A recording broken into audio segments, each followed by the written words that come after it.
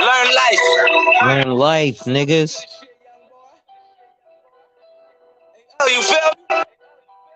Yeah, little nigga, we don't rock the same clothes, fuck the same house, we levels to the shit. True. Little nigga, we don't try the same whips, we don't fuck the same chicks, cause we level to the shit. True. Little nigga, we don't get the same paper, you a motherfucker haters, go level to the shit. Little nigga, cause we level to the shit. Oh, little nigga, cause we level to the shit. Yeah, level to the shit. Level to the shit. Fuck that hoe, cause we level to the dick. I be working better like the devil when it's ditch, and the breaking bad gold medals. And I'm heavy as the kid. Selling like a motherfucking bezel on my wrist. All my niggas mobbing, so we heavy in the bitch. Daddy going that's Chevy on my wrist. Okay, no say. Young nigga blowing up Kurt Cobain. Staying on him like a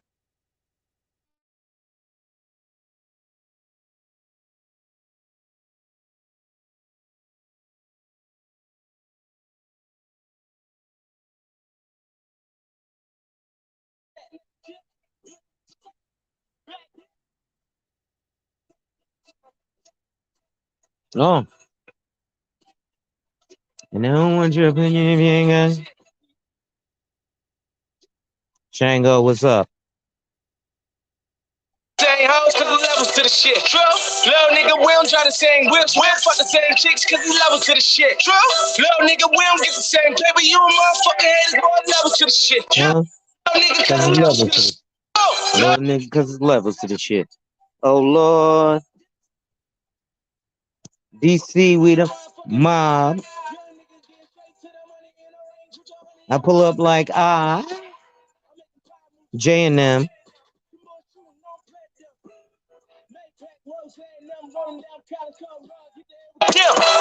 Compound niggas lie now. If you can find us, I'm ballin' like a LeBron now. I call up Odyssey, tell them bitches to calm down. I treat that jet like a taxi, the way I'm flying around. And I don't fuck with no niggas. They don't fuck with my niggas. And I ain't fucking no bitches. If they fucking my nigga, we don't rock the same clothes, fuck the same house, cause the levels to the shit. Nigga, we don't try the same whips, we don't fuck the same chicks. Make sure you hit that like button when you enter. We about to talk about some of these levels as well. Nigga, cause the levels to the shit. Oh, oh Lord. Huh? 2 time for the bad bitches. Huh? Y'all niggas be cuffing hoes, cause y'all niggas never had bitches. Huh? Why you mad, nigga? The reason why you hating on me? I'm calling my bad, nigga, cause the levels to the shit. Levels to the shit. Can't fuck my hoe, cause the levels to the bitch. Cause the levels to the bitch. And a Birkin bag like a gold medal to this chick, huh? Lord. Lord. Lord. And clothes, fuck the same house, cause the levels to the shit. Huh? Try the same whips, fuck the same chicks, cause the levels to the shit. Yeah. Don't get the same paper, you a motherfucking hater, boy, levels to the shit. Huh? Nigga, cause the levels to the shit. Yes, sir. Oh, Lord.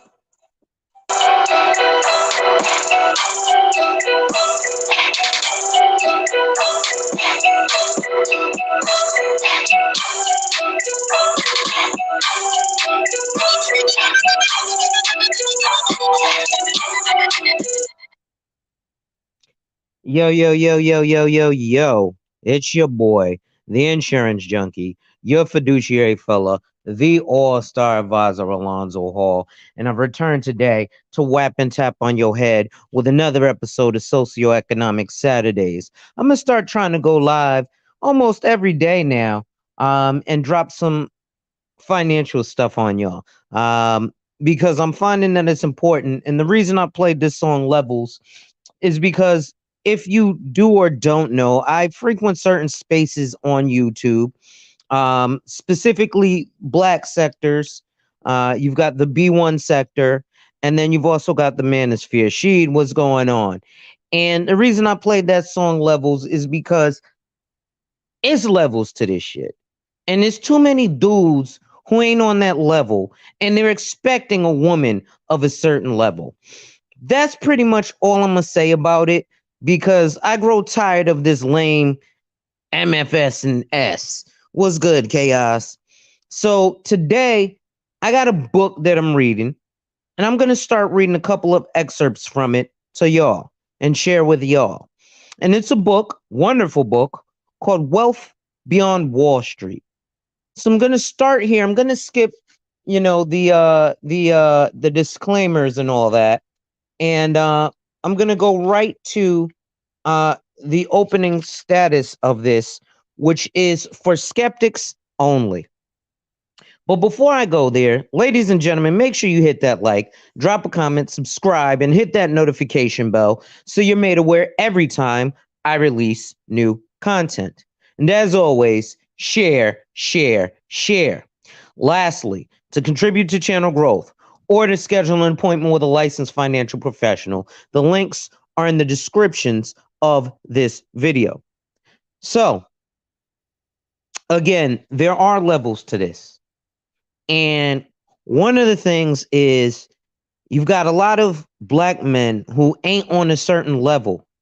And I'm growing tired of it because we keep placing the blame or passing the buck, but yet we want to be bosses, kings, and HNICs. We can't pass the buck then. That's the end of that rant. So, for skeptics only, what does wealth beyond Wall Street means? Well, here's what it isn't.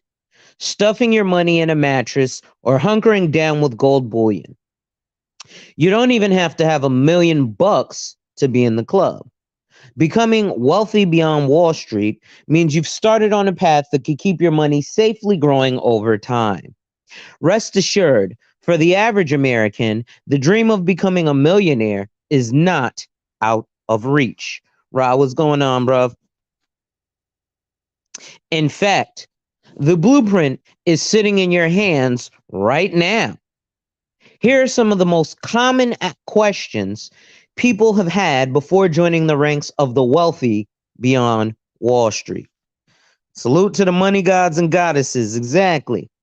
One, is it really possible to become wealthy outside of Wall Street? Actually, it depends. It's not for everyone. Some people are addicted to the ups and downs of the market, and believe it or not, they can't understand how their money can safely grow each and every day, regardless of the economy, market, or latest bad news on TV. Similar to the Silicon Valley banks, right? If that's you, then sorry. Now is the time to shut the cover of this book and pass it on to someone who wants some diversity. A need for life insurance to manage risk and peace of mind in their financial future. Uh-oh. So, question 2. Is it too late for me? No way. No matter what your age, many of the concepts embraced by Americans getting wealthy outside of Wall Street can be used to grow and safeguard your money for you or your family at any time. Big facts. Now, a lot of this book talks about life insurance, and they use a lot of concepts of life insurance to become wealthy off of Wall Street. Just for a little bit of context, in terms of becoming wealthy off of Wall Street, we all know about Disney World or Disneyland. Well, did you know that Walt Disney borrowed $50,000 from his life insurance policy to begin Disney World? Wealth beyond Wall Street. So 3, do I have to scrimp and save and basically eat beans and rice in order to grow my money? And the answer is nope. No dietary changes are required to join the club. In fact, once you discover how to finance yourself to wealth, you may just end up living better while saving money doing it. The book is actually the thumbnail, Wealth Beyond Wall Street, Ra. There's nothing like living the high life without the heavy dose of guilt or the pressure of a too tight budget. So 4, is this just more pop culture investment advice? This book is for anyone who would like to learn how to diversify a portion of their money outside of Wall Street. The principles taught in this book have been around for years And case studies range from startup business owners to the average American household and anywhere in between. Question 5. Is this just another financial dead end? How do I know who to trust? Fortunately for all of us, some of the ideas we share with you in this book have been around for over 100 years. In fact, there's a good chance your parents or even grandparents used some of these lost strategies decades ago. You might say we're bringing some financial wisdom back from the dead. So, question 6. Do I need to be a financial whiz? Simply put, no, not at all. In fact, I think you'll find the whole process refreshingly simple. No monitoring the markets and no complex calculations you need to worry about. Once you get going, becoming wealthy beyond Wall Street could happen with a dedicated long-term approach. So, the first chapter, section 1, status quo killers. We've got a couple quotes here. Quote number 1, status quo. You know, that is Latin for the mess we're in, quoted from Ronald Reagan. Bureaucracy defends the status quo long past the time when the quo has lost its status. A quote from Dr. Lawrence J. Peter. So, Chapter 1, Lies, Adventures, and Killing the Status Quo. I was lied to. There are many people who trust and agree with Washington politicians and the financial minds of Wall Street.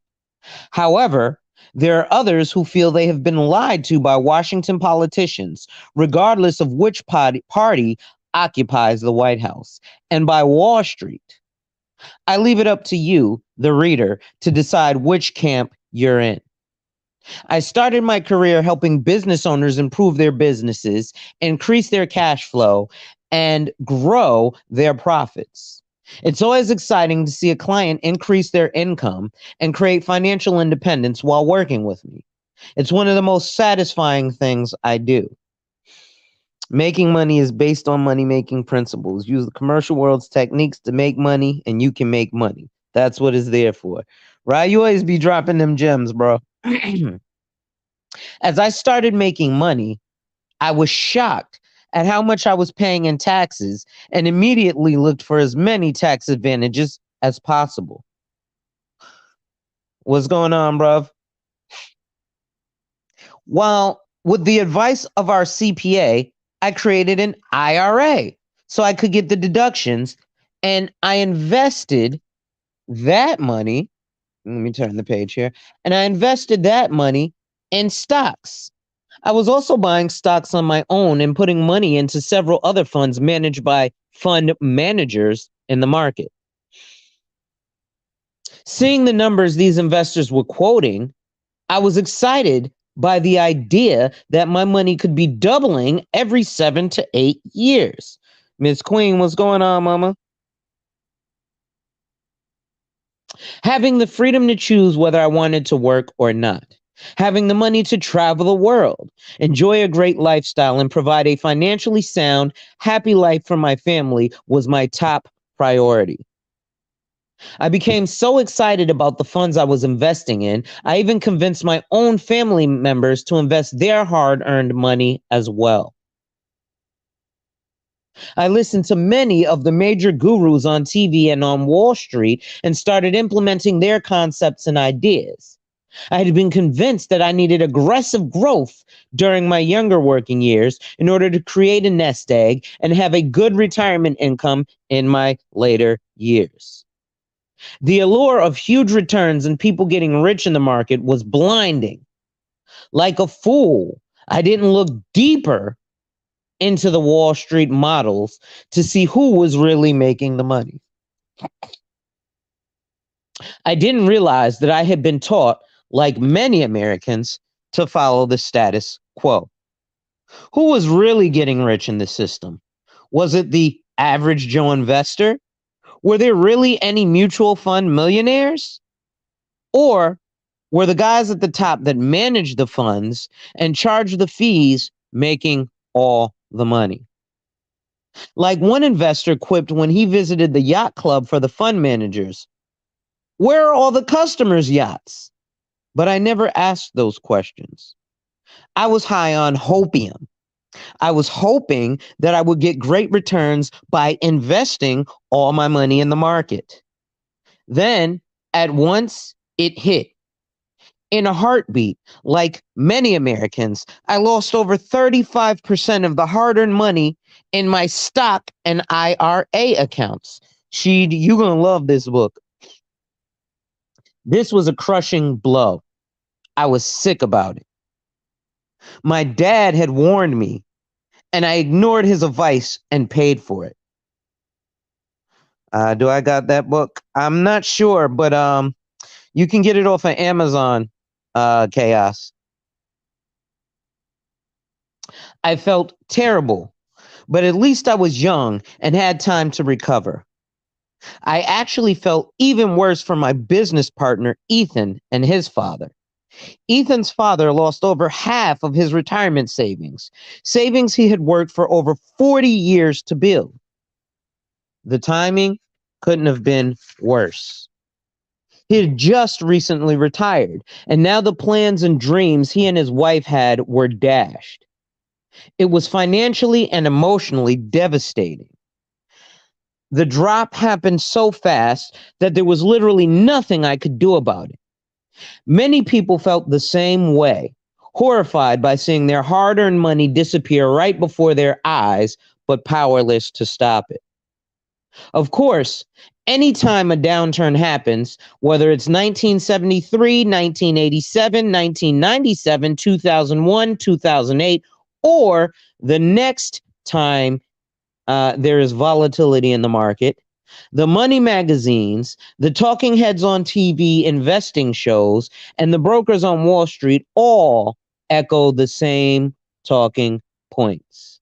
Don't sell. Don't sell. Hold on to your stocks, or in crypto, HODL. They'll come back.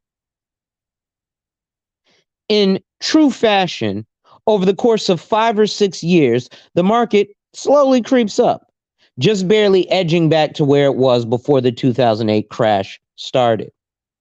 People breathe a collective sigh of relief. At least my money is back to where it was before. It's celebrated, like getting back to even is some kind of great achievement, even though people have lost 5 years waiting for it to happen. What no one will tell you is, on average, over the past 100 years, every 5 to 7 years, there's another market correction or market downturn. It's like clockwork. Often, this takes investors on a yo-yo ride of ups and downs, only to see that after 10 or 15 years, they're right back about where they started. The reality is, you've lost those years forever. But some people feel like it's worse than that. It's not just about market losses, it's also about taxes. The impact of taxes can have a negative effect on your wealth, and combine that with market losses, and it can feel even worse. Some people like qualified plans because they give tax benefits during a person's working years. In this book, you could discover that the tax benefits of qualified plans, i.e., 401ks and IRAs, might not benefit you as much as you thought, and it will probably shock you like it did to me. After the experience of losing 35% in my IRA, I said, enough. One of my core values is find a better way. Oh, yeah. And y'all should definitely get a hold of this book. I'm going to start reading some of this book to y'all, too. So we went on a mission to discover what real-world millionaires were doing to protect their money from taxes, to grow it with good returns, and to keep it protected. This mission took us on trips across the country and back, giving us exciting experiences we never could have imagined. One of our first mind-blowing moments happened in a small town outside of Atlanta, Georgia. Ethan and I had met with a financial expert who trains thousands of financial advisors across the country on how to help their clients save on taxes. something I do as well. Ironically enough, folks, this is my first time reading this book. So a lot of the principles that I talk are probably going to be in here. If you've followed me for any length of time, you're going to be like, wow, I've heard him say that before. We were shocked. Even though I saw the math with my own eyes, I refused to. Oh, I'm sorry. On a whiteboard, he took us through the numbers and showed us exactly why qualified plans could cost people more in taxes than they saved them. Why is that? Because qualified plans are deferred or tax deferred. So what that means is, and this is not me reading from the book, this is me explaining to you guys what qualified plans are, like your 401ks, your IRAs, your 457s, etc. So qualified plans are tax deferred. So what that means is that, yeah, they take the money out of your check now, so it decreases your taxable income today, so you don't pay as much money in taxes today. However, the future, you're going to get taxed on those. You're not just going to get taxed on the gains, you're also going to get taxed on the principal. So in a non-qualified account, you pay the taxes up front. So you only have to pay taxes on the gains, which is capital gains tax, which is a lesser percentage. So let me make this clear.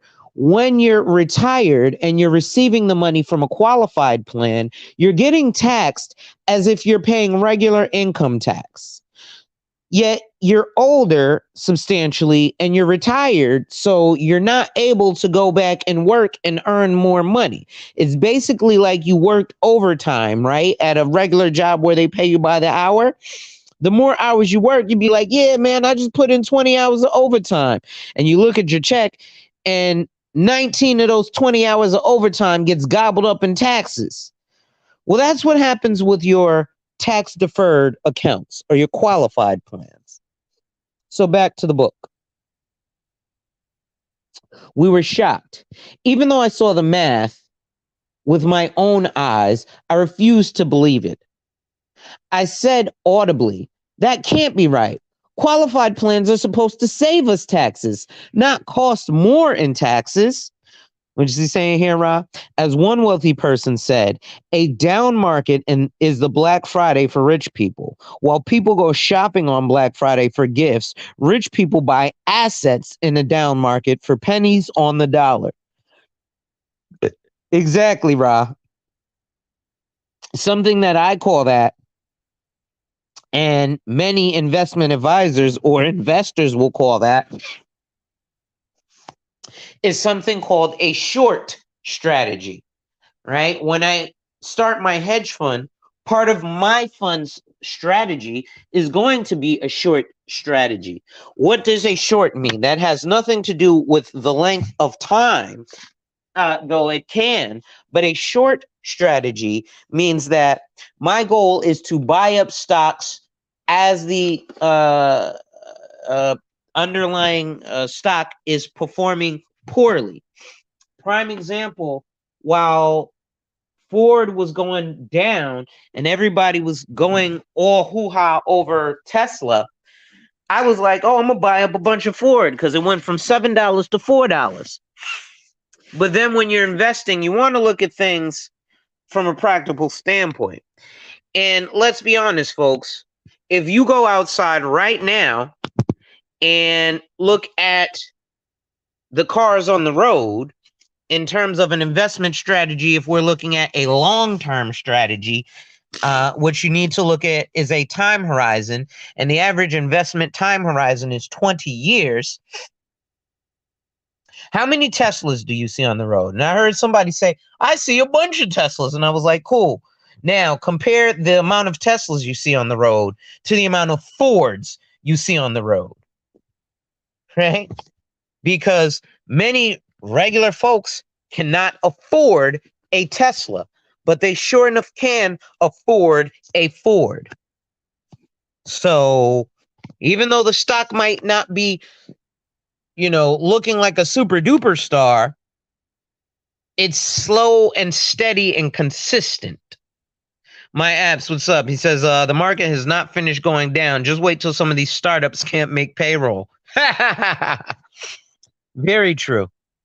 And with the Silicon Valley Bank doing what it's done, though Morgan Chase seems Teflon, you know, it's going. He says none of those Teslas will last as long as an F-150. Exactly. Nor are any of those Teslas as coveted as an F-150. And an F-150, ironically enough, if you get the right, customization, is substantially more expensive than a Tesla, but it has a much longer, what's called useful life. That's something you should ask your tax advisor about, the useful life of a product, right? So how many uses are you getting out of it? You're not going to get a shit ton of uses out of your Tesla because it's not like you can haul stuff or, anything like that. Guess what you can do with your F-150 though? Well, you can put a plow on the front during the winter. You can become a landscaper by putting equipment on the back, etc., etc. Roku was caught up in the SVB collapse. Could to be ripe to short. It's definitely something. Roku is, yeah, I would short that. Tesla is a vanity commuter car. I hopped in I don't know which one it is, the Tesla SUV when I was in Kansas City. It was only about 80 grand. And trust me, I liked it. I don't have my driver's license, which is why I don't have a vehicle. But it, that's New Yorkers for you, right? We don't need to drive. Like the really rich New Yorkers and the ones who live in New York City, they don't drive. Right? If you got a car in New York City, like it's kind of dumb, depending on what borough you live in. At any rate, let me continue because I'm getting on my soapbox and I want to make sure to leave you guys with the consistent content here. So, even though I saw the math with my own eyes, I refused to believe it. I said audibly, that can't be right. Qualified plans are supposed to save us taxes, not cost more in taxes. He replied with a laugh, don't worry, everyone says the same thing when they see the truth. At first, it's hard to believe because you've been sold the status quo, but the math doesn't lie. Shout out to someone who's always talking about math, savings minus debt. One of the things he talks about is quote unquote debt slaves, right? People who will tell you, oh, I own my house. Well, no, the bank owns your house. Well, I've got so and so equity in the house. Do you still make payments on the mortgage? Yeah, so you have no equity in the house because you cannot access the equity in your house without either doing what's called a cash out refi or a HELOC, which is a home equity line of credit. I'm going to be talking again about something called an IBLOC, which is insurance-backed line of credit. But we'll talk about that in a future stream. So, in chapter 5, I'll walk you through the exact same scenario that he showed us, and I think you'll be as shocked as I was. Another amazing trip took us to Detroit. We were picked up in a limousine at the airport and driven through a part of town that looked like a war zone. This happened during the midst of the Great Recession. Car manufacturers were crushed. Detroit unemployment was off the charts, and the city was dying. The roads were torn up with potholes everywhere. We drove past buildings with windows completely broken out and homeless people on the sidewalks. The trip took us 30 minutes outside of downtown Detroit to a big office in a small town. Jim's company was making over 50 million per year, and he was a very nice down to earth guy. So down to earth, in fact, that after our meeting, he took us to his motorhome into the mountains for 2 weeks and left his cell phone at home. My app says Tesla not doing work on the farm, not going to work on those long stretches in the Midwest with no power and a simple gas station. Very true. Yeah, Tesla ain't doing none of that. The aha moment here was when he showed us a concept we could use that allows everyday people to earn gains on the same money twice. Banks use fractional reserve lending to earn interest on money that they have already lent out. This strategy allowed us to do something similar. So, prime example, fractional reserve lending is what that means right now is when you go to the bank and you tell them, listen, I want to take out, and shout out to Erica Williams, she just had this issue. She was saying how she closed the bank account because they wouldn't let her take $25,000 of cash out of her own bank account. She had the money available, she had the liquidity, but the bank didn't have it because they're working off of fractional reserve lending. So the bank, a teller at one point in time, the most tellers have in their till is maybe $3,500. So it's almost pointless to physically rob a bank unless you go into a flagship branch. But usually they're not holding a bunch of physical cash there. The vaults are for people to go put stuff in their safety deposit boxes. It's not really to hold the reserves of cash and gold. This ain't 1902 or 1857 no more. So we learned how to finance ourselves in buying cars, homes, vacations, and making other major purchases through a financing system we could control and profit from instead of paying banks to finance those purchases. It was mind-blowing that everyday people like me could actually be on the right side of the banking equation, paying ourselves interest instead of paying interest to bankers. This concept, like others discussed in this book, is not for everyone. You should talk with your financial professional to find out the best option for you. Why haven't we heard this before? We asked Jim. Excuse me. His reply made perfect sense. Wiley, salute. Who's going to tell you about it? It's not in Wall Street or Washington's best interest. They control the media. Heck, Wall Street owns many of the media companies. What do you think they're going to promote? You may want to read chapter 9 twice to learn how all of this works. A very strange thing happened on our next trip around the country. It took us to an estate on a lakefront property down by Florida. Tom, not Brady, and his family had sold their company for over $500 million. The first house I saw as we pulled into the private lane was large and beautiful. And then I saw the real home. I later found out that the first one was just the guest house. Tom and his wife took us on a tour of the property in a golf cart past the pool and down to their boathouse on the lake. There were 2 boats and 2 jet skis docked right on the water. On the way down to the lake, Tom pointed out the graveyard. A graveyard?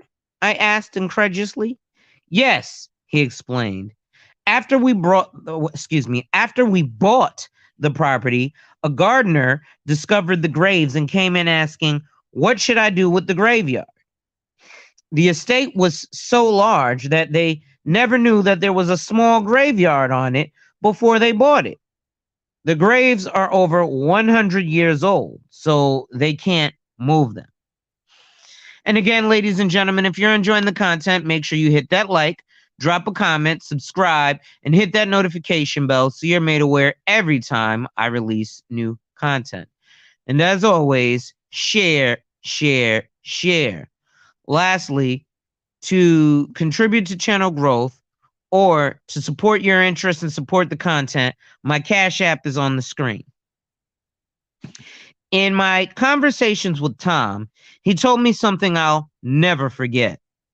He said, it's no wonder why there is such an incredible difference between the wealthy and the middle class in this country.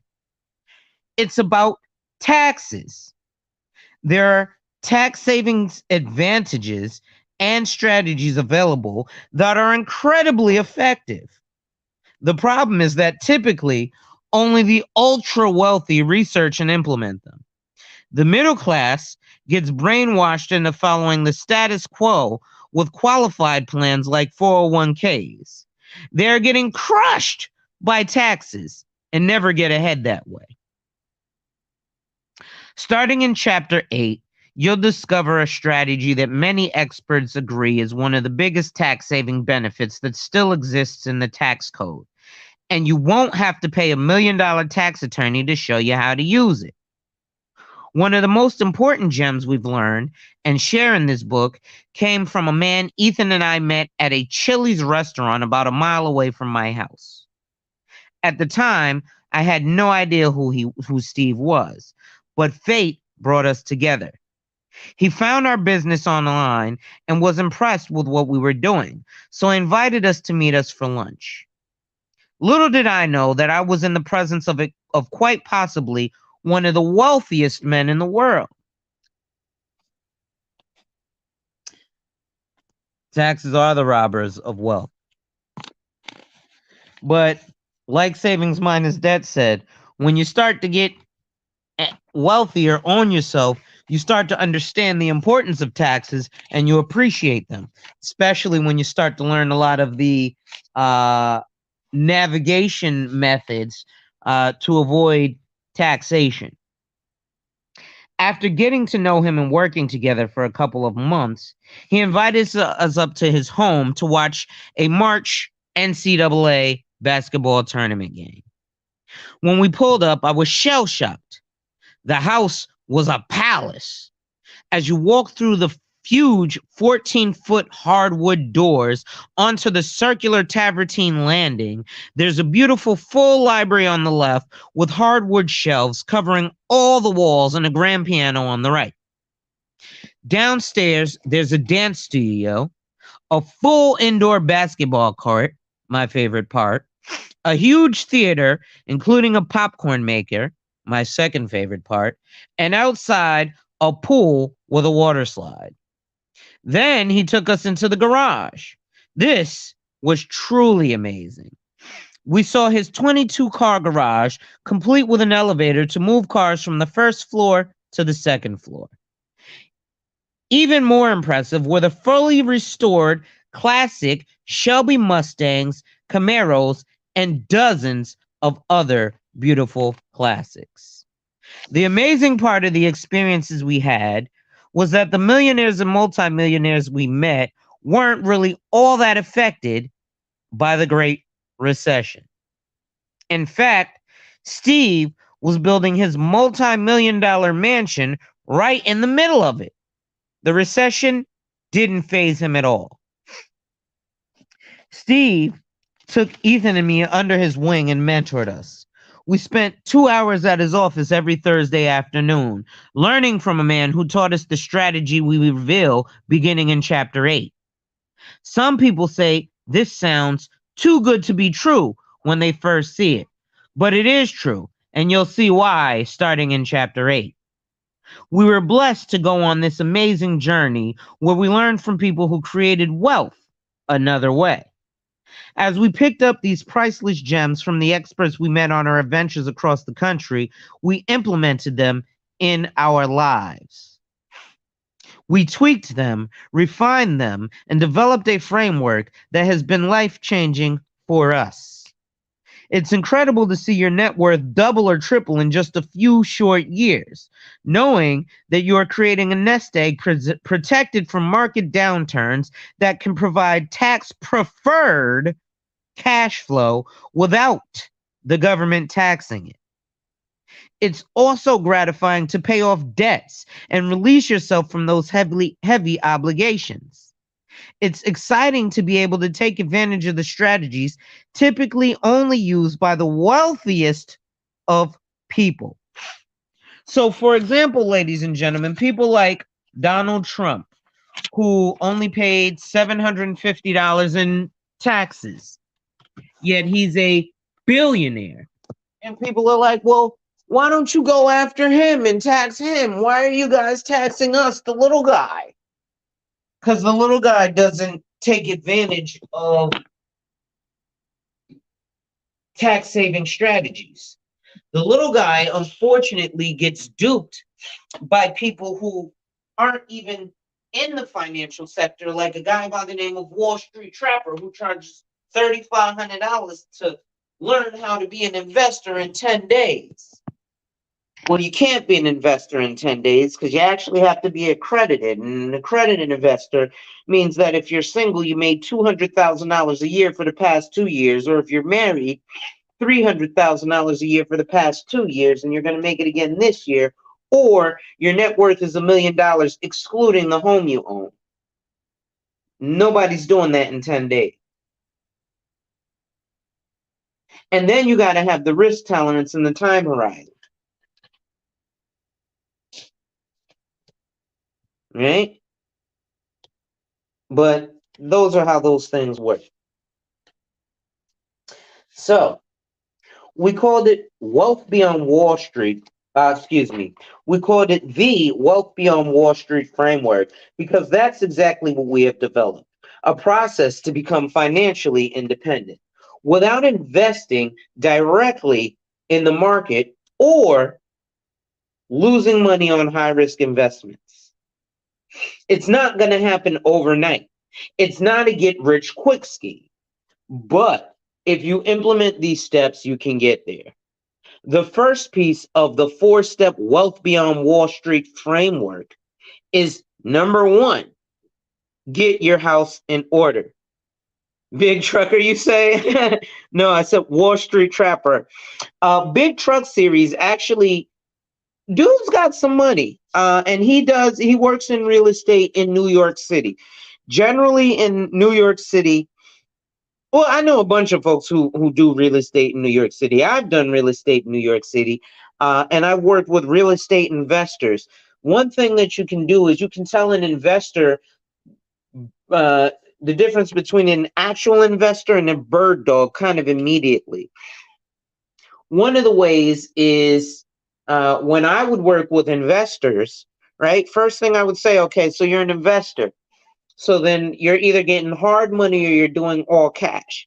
Just so you know, I charge a flat fee of $20,000 for investors for any property up to $1 million. Anything over $1 million, I charge you 1 point every 100K. 1 point meaning 1%. So I only charge you $1,000 every 100K. Right? And that's kind of the way that works. I also have a video called Is Life Insurance a Tax Shelter? Yes. And I kind of show you guys why. So, one, get your house in order. You can never grow wealthy when you spend more than you make or you don't control your money. It's essential to start with getting organized, making sure you know what money is coming in and where it's going, and having a plan to track spending and get out of debt. The second step is building on a steadfast foundation. How come I always tell people, listen, when I talk about your financial house, I always tell you, you gotta start with life insurance. Why? And this isn't the book, this is me. Why do you start with life insurance? Because it's your financial foundation, right? If I was to build you a house and just start building a roof, you'd be like, yo, what the hell are you doing? What is my house going to sit on? You need to dig a hole in the ground and pour some concrete so that this building has something to rest upon. So, number two, build on a steadfast foundation. Every great building is built on a foundation of rock solid concrete, steel, and rebar. No builder would ever dream of building $1 million home, or any home for that matter, on a pile of sand or mud. Just like the parable of the wise man and the foolish man, the wise man built on the rock, and when the storm came, his house stood firm. The foolish man built on the sand, and when the storm came, it washed his home away. If you build your wealth on a strong foundation, when the volatility of the stock market hit or the economy goes into a recession or depression, you are the wise man with your financial house built on a rock that will not fall. Now you can live with a peace of mind that is difficult to come by in the tumultuous world we live in. The third step is to amplify your wealth. This is where it gets really exciting. This is where you start seeing your wealth grow quickly because you can literally earn interest on the same money twice. Remember, this is similar to how banks do fractional reserve lending, but you get the benefits, not them. This is the strategy we used when buying our office building, and most recently, a lot on our private water ski lake. In chapters 8, 9, and 10, you'll see all kinds of examples of how you can amplify your wealth by using these strategies. Now, like I said, I've already broken down these strategies to y'all, folks. One of them I always talk about is a collateral assignment. The next step on the wealth beyond Wall Street framework is to multiply your wealth. When you multiply your wealth, you aren't just getting a few percentage points of growth each year. Now you are seeing your wealth compound in multiples. The concept behind multiplying your wealth is that you are able to generate capital that becomes a source of passive cash flow that you can live off of for the rest of your life. This is where you truly enjoy financial independence because you now have the freedom to decide what you want to do with your time and talents. There are several ways you can multiply your wealth. In a later chapter, we share several of our favorite and most proven methods of millionaires across the country. We developed this framework over the years. We still use it today to create real wealth for ourselves and families. Now, we've put it together in an easy to follow formula in this book. We understand how it feels to lose money in the market and pay more taxes. It was those experiences that led to our mission to change the way Americans save and an alternate place they can put some of their money so you can have a plan that can supplement what you're doing for retirement and assist with achieving financial independence. America means freedom. Sometimes it's difficult to see how to achieve financial independence when you're following a volatile stock market and looking at different retirement systems. Taxes do serve a purpose to help the government raise money for expenditures like education, police protection, and the like. However, there are others who feel that the tax system that provides revenue to Washington could potentially take more and more of your money, which can add to the challenges of creating financial independence. Blindly accepting the status quo. The idea that investing in the market using qualified plans will create the retirement of my dreams got me burned. Even more tragic when I heard the stories of others and realized the same thing is happening to other people. How to kill the status quo. Does any of this status quo conventional wisdom sound familiar to you? 1. Diversify with mutual funds. 2. Max out your 401k contributions. 3. Keep your credit score high and shop for low interest rates. 4. Buy term and invest the difference. 5.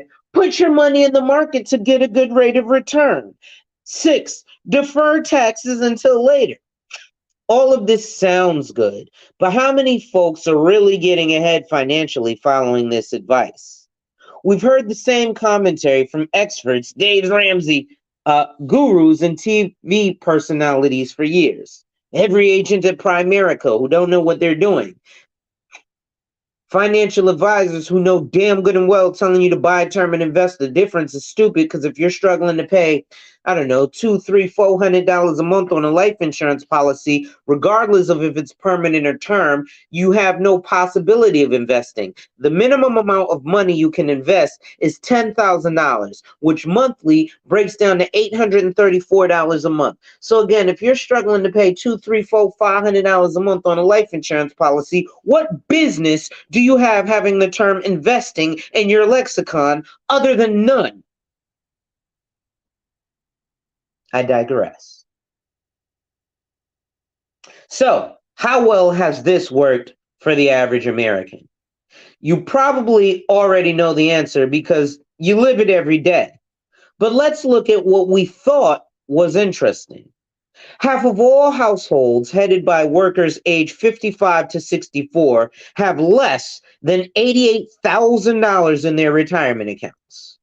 The average American household with at least one credit card has nearly $10,700 in credit card debt. Trillions of dollars have evaporated from 401k accounts. Of those between 45 and 64 years of age, 71% admit that they are worried about having enough money for retirement. The average American paying up to 34.5% of their after-tax income the average American is paying up to 34.5% of their after-tax income straight to interest. Last year, 250,000 new homes went into foreclosure every 3 months. In addition to grappling with increasing expenses and debt, the average American has been devastated by losses in investments. Today, the American Association of Retired Persons, AARP, estimates 55 million baby boomers are so concerned about the state of their savings that they are keeping tabs on every penny. Hold on, folks. I'll be right back. And while I'm at it, let me play some music, some background music. I forgot to do that. I like to have the background music in the back for us. Hold on.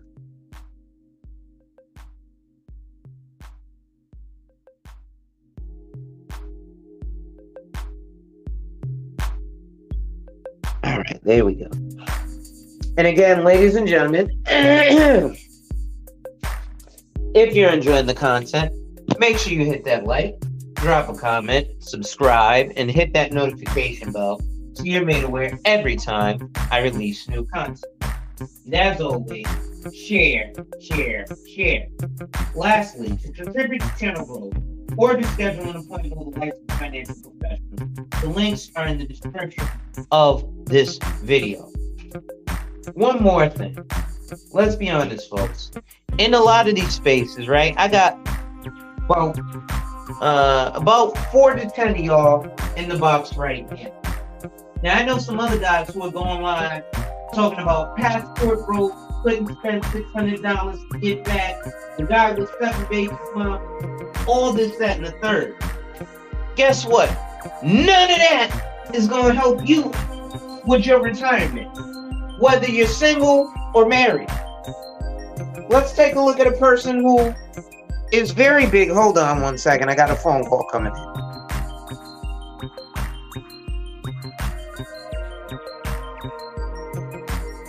All right, my fault about that, y'all. Let's look at a brother who was very big in the manosphere. And that's a brother by the name of Kevin Samuels. What did he used to say to, ironically enough, to a lot of ladies? Are you going to have at least $2.4 million at retirement? Well, no. Well, then, you might want to get you a man, right? Meanwhile, men were busy like, yeah, tell her about that. Fellas, he was also subliminally telling y'all, you better have at least $2.4 million for your retirement too, homie. And the numbers show, especially black Americans, we ain't got it. So why are we so worried about dick and pussy every day And yeah, I'm going to go ahead and be explicit with my language, right? I don't mind. Because I say it like this. People be like, Alonzo, you shouldn't drop an F-bomb. Well, the word fuck is more offensive to you than the conditions we live in. There's a major problem there. Yes, thank you, Wanda.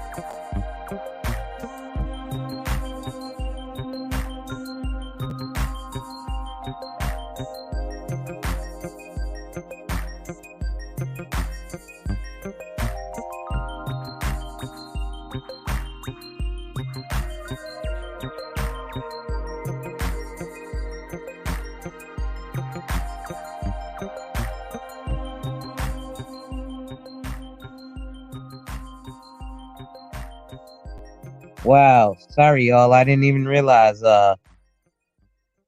my I I backed out of the chat. I mean the thing accidentally. I apologize for that. Let me start the music back up. And let's see here. She says, be explicit, not offended. I have to be explicit. Unfortunately, again, if the word fuck is offensive, yet the conditions we live in are not offensive, there's a major problem in America. So let me get back to the book. The jaw-dropping truth about Wall Street. Who's getting rich? According to the AFL-CIO in 2009, Jamie Dimon of JP Morgan Chase received $9.2 million in compensation. Goldman Sachs' Lloyd Blankfein received $9.8 million in compensation. Wells Fargo's John Stumpf received a jaw-dropping $21.3 million. And Bank of America's Thomas Montag received a mind-blowing $29.9 million for 1 year's worth of compensation. Now here's the kicker. These are all banks that received money from the government bailout. The list could go on and on. Go back a few more years to 2005. That year, T. Boone Pickens made $1.4 billion. $1.4 billion in compensation in 1 year. Knocks the wind out of you, doesn't it? Think about it. There are entire communities who will never see that much money. There are entire states that don't see that much money. Shit, there are entire countries that don't see that much money.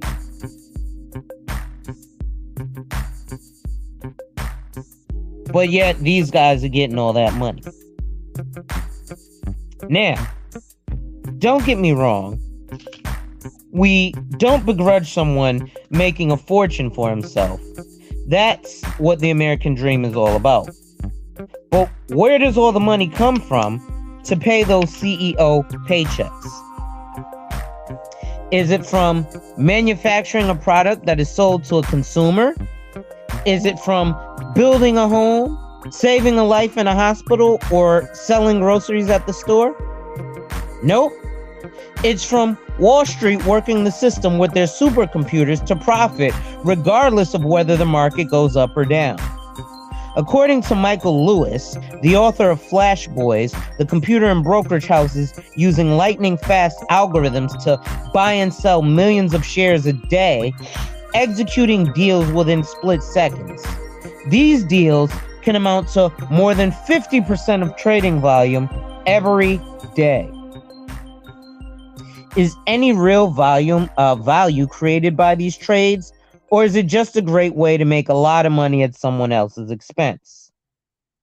These folks create fortunes for themselves, while you, the average citizen, could end up riding the roller coaster of market swings with no control over your money. I'll give you an example. I have a client who works for a municipality in New York City. He's soon to be retired. he had about $300,000 in his pension fund. The financial advisor, B9, what's going on, brother? The financial advisor at his municipality job where he works at, or a city job, if you want to call it that, where he works at, is the advisor that works there was like, yeah, I'm gonna be honest with you, bro. You should not leave. Well, it was more than 300,000, but the 300,000 was the portion that he has the option to roll over. Basically, that's what he contributed over the last 20 some odd years of working for the municipality. Well, the advisor there was like, yeah, nah, you should roll this out.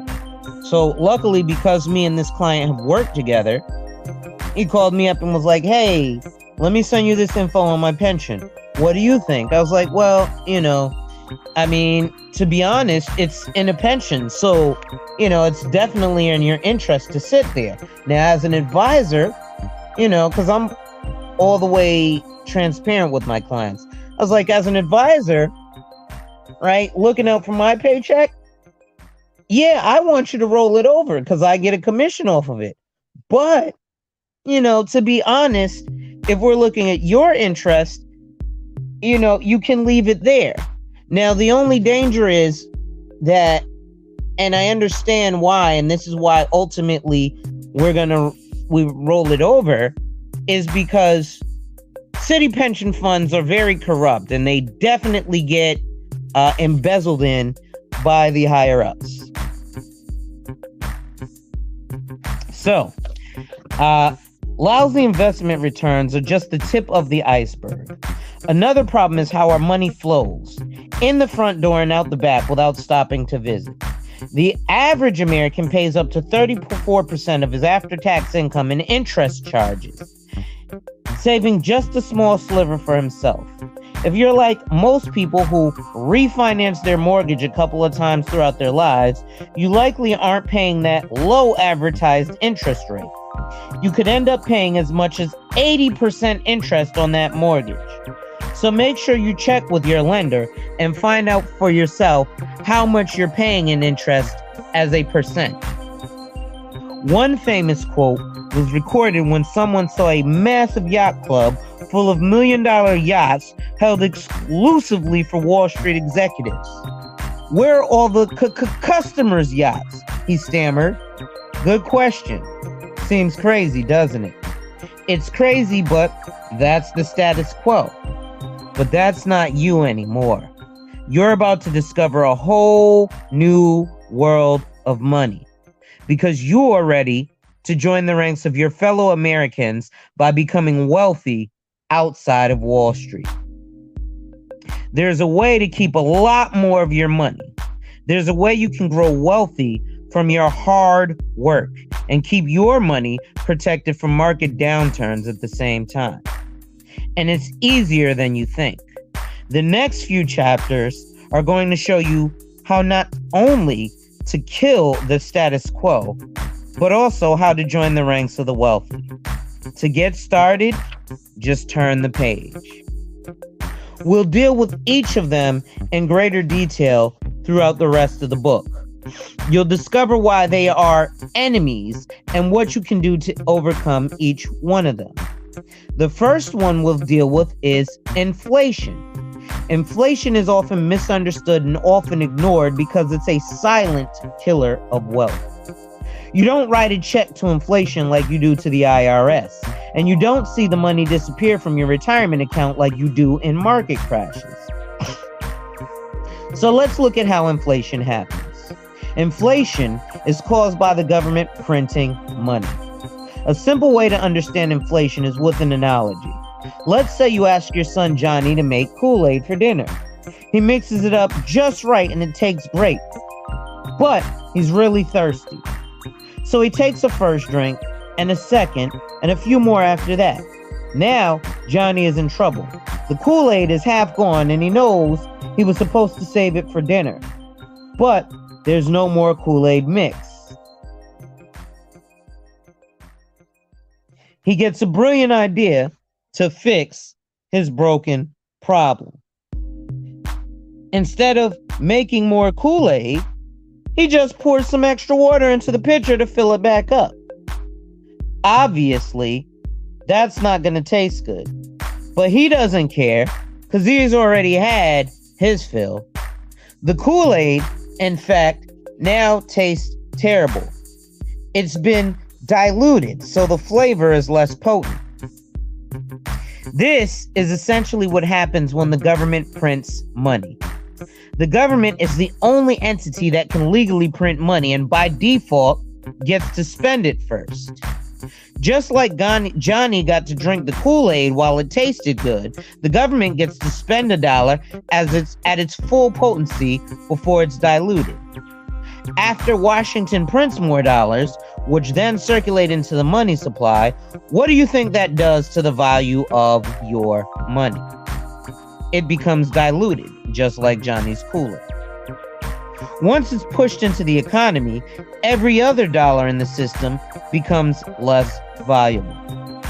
Your money and my money is worth less today than it was yesterday because of the money printing going on in Washington. However, unlike Johnny, who only took a few drinks, the government's thirst for spending seems unquenchable. Therefore, they continue printing money to the point where our dollar is worth 43 cents compared to 30 years ago. This is the damage inflation does.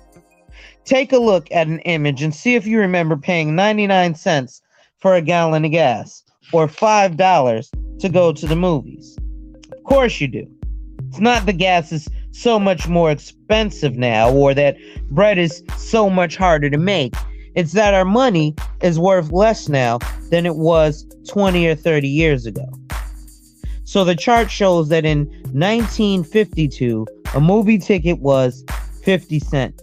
In 1983, a movie ticket was $3.50. And in 2013, a movie ticket was $8. This must be in rural America, because I know in New York City in 2013, a movie ticket for the matinee was about $13. I know I went to the movies by myself. Now I know I went to go see an IMAX 3D, but it was $36 for the ticket. Again, this is in Manhattan. I know New York prices are substantially higher than others. Right? But again, this is bad in many ways. The cost of living increases as the price of everyday goods rise substantially faster than wages. For low to middle income Americans living on a fixed income, inflation actually pushes people down to a lower standard of living. But it really gets ugly when you look at this in terms of retirements. Tickets are now 13 to 15 bucks. Okay. But it really gets ugly when you look at this in terms of retirement. And here's why. Let's assume that inflation is at 4%. That's a hair higher than what the government typically tells us. Typically, the average of inflation has been about 3% for about the past 50 years. But it's hard to know the true inflation rate since the government has changed the way it's calculated multiple times. I'll give you guys an example. When I was living in Brooklyn with my landlord who bought a brownstone in the 1980s for $84,000, which as of today, in a rundown condition, that brownstone in Brooklyn can get him about $2.5 million without fixing up anything. Right? He said, man, listen, the way I bought this house, I put myself through college and bought this house by working at a grocery store, making $3 an hour. He said, but you can't work at a grocery store right now making minimum wage, and with 1 hour's wage, you can't buy a carton of eggs. So there's no way in hell you're gonna buy this house from me, Alonzo.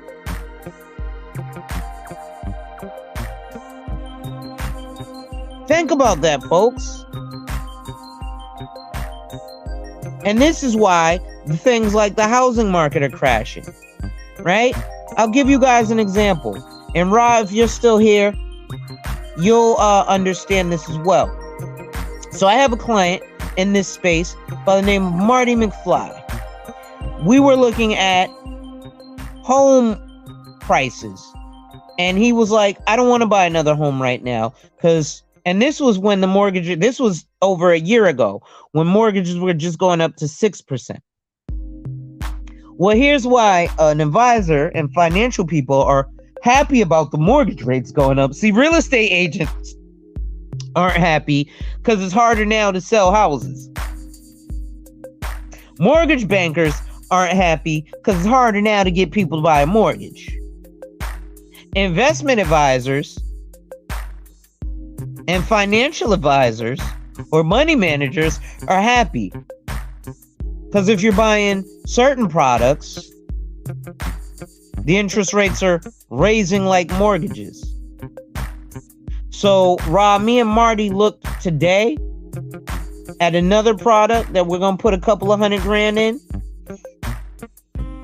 We're putting at least another $250,000 away, right? He was like, yeah, I got some money to play around with, Zoe, so I want to do something. Give me a couple weeks and I'm gonna see what I'm trying to do, because he's trying to buy another property cash, right? And after he buys or passes on it, whatever's left over, we're putting in to another account. So I told him, bro, you might want to come to this account because it's growing at 9% compound interest, right? So all these fake ass financial gurus keep telling you, oh yeah, don't get insurance, go get an investment, you'll get 10% a year. They're lying to you. Number one, you can't guarantee an interest rate on an investment. It's variable. The average return of investment is 10%. That's what they're telling you. They're also not telling you that the average return on investment being 10% is also what the average time horizon of 20 years. So over 20 years, you only get 10% back on your money. So if you spent $100,000, you got to wait 10 years to get back $10,000 off of your $100,000.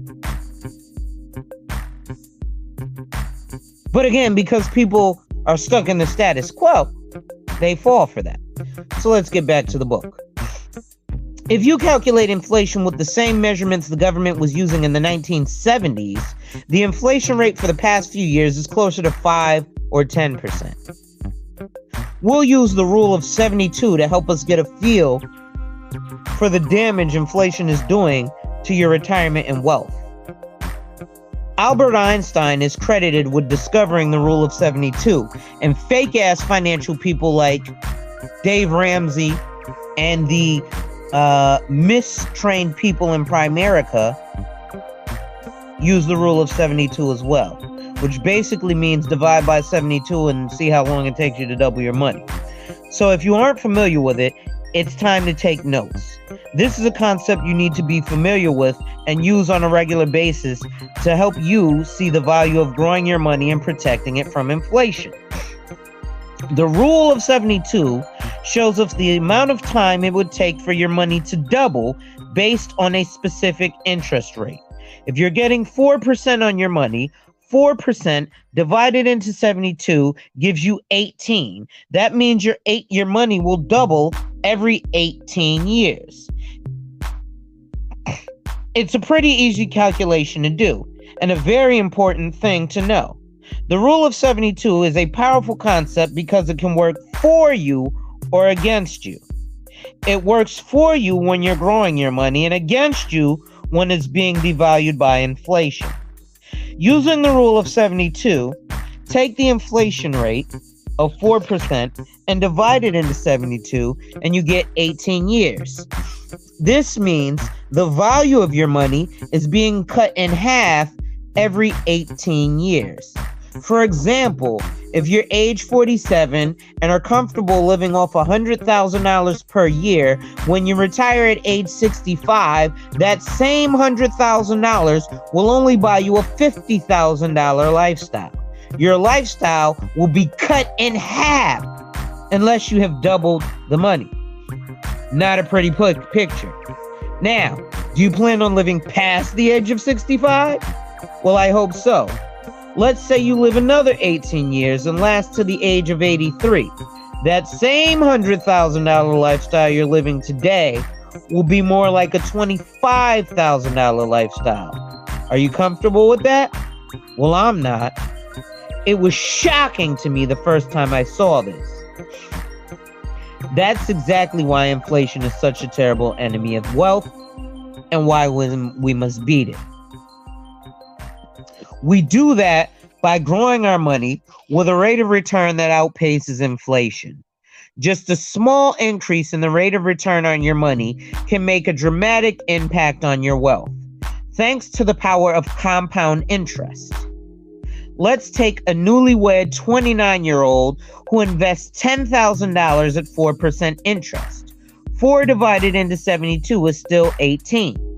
So his $10,000 is doubling every 18 years and grows to around $40,000 by age 65. Not impressive, not exciting. Now he's got a major problem because he's run out of time. What if instead of getting just 4%, he could have earned 8%? Would our newly married man now have greater financial independence? Well, of course. At an interest rate of 8%, your money is doubling every 9 years. That's half the time. Logically, you might think that doubling the interest rate will double your money. So instead of $40,000, you would end up with $80,000. But you'd be wrong. With 8% compounded over 36 years, at age 65, you'll actually have around $160,000. You've only increased your return by going from 4% to 8%, but it produced $160,000 versus $40,000. That's 4 times more money. That happens because of the power of compound interest. Zero, what's going on, brother? Now, let's see what happens if you could get 12% on your money and it's doubling every 6 years. This is where it gets really exciting. So in 36 years at age 65, you've got close to $590,000 versus $40,000. You probably expected $640,000, but as interest rates get higher, the rule of 72 becomes a little less accurate. Even so, isn't the difference in amounts amazing? The only difference between these is the interest rate. Not more money, not more time. But if you only earn 4%, it just cost you $550,000. Now, you may be asking, how do I grow my money at 8 or 12% in today's market without losing it all when the market tanks? Well, that's what this book is all about. We'll uncover several strategies we've discovered over the years to outpace inflation and increase your wealth exponentially. Oh shit, I didn't realize I just read chapter 1 and 2. So now we're on chapter 3. Let's see, how long is chapter 3? Give me a second here. Because I do want to save some more of this for later. I should do some more tomorrow. Candid Am, what's going on? I'll go for another 15 minutes or so.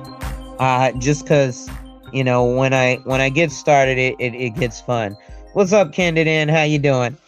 And again, ladies and gentlemen, make sure you hit that like, drop a comment, subscribe, and hit that notification bell so you're made aware every time I release new content. And as always, share, share, share. Lastly, to contribute to channel growth or to schedule an appointment with a licensed financial professional, the links are in the description of this video. So chapter 3, my breakup with Mr. Market. Let me read a brief quote to you guys. If I had to give advice, it would be keep out of Wall Street.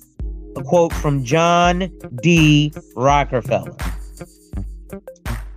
So Ethan Cap wasn't normal. You could say he had a strange fascination with money, much more than the average teenager asking for gas money. As a youngster, he had a fascination with the idea that by investing his money, it could automatically grow year after year. It shouldn't have surprised anyone then when he bought his very first mutual fund at the age of 14.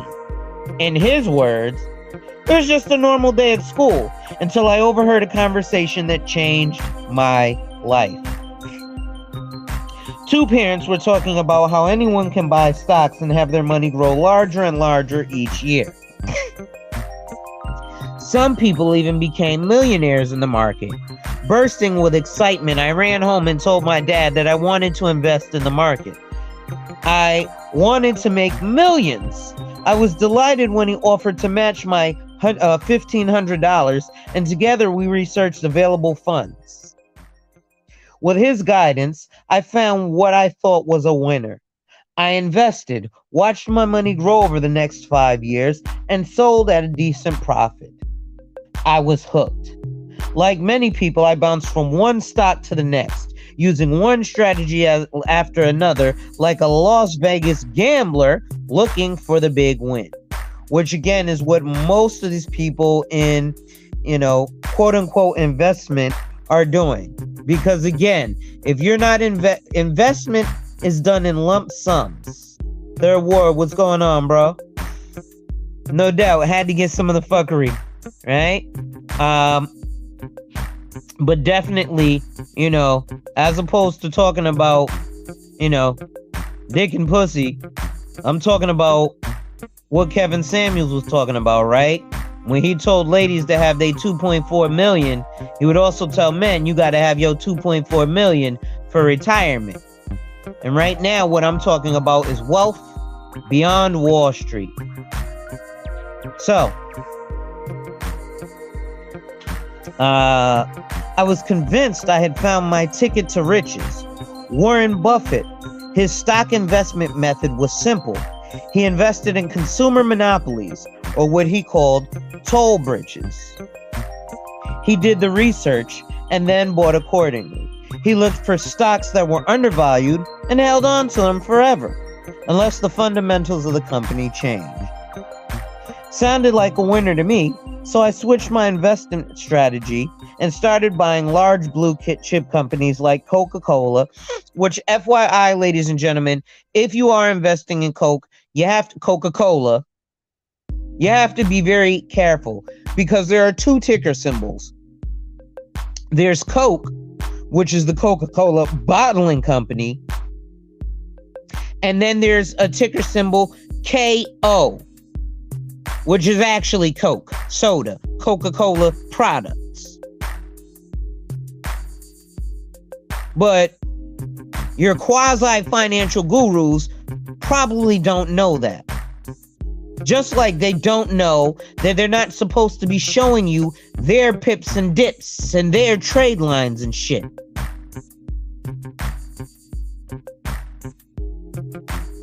But I digress.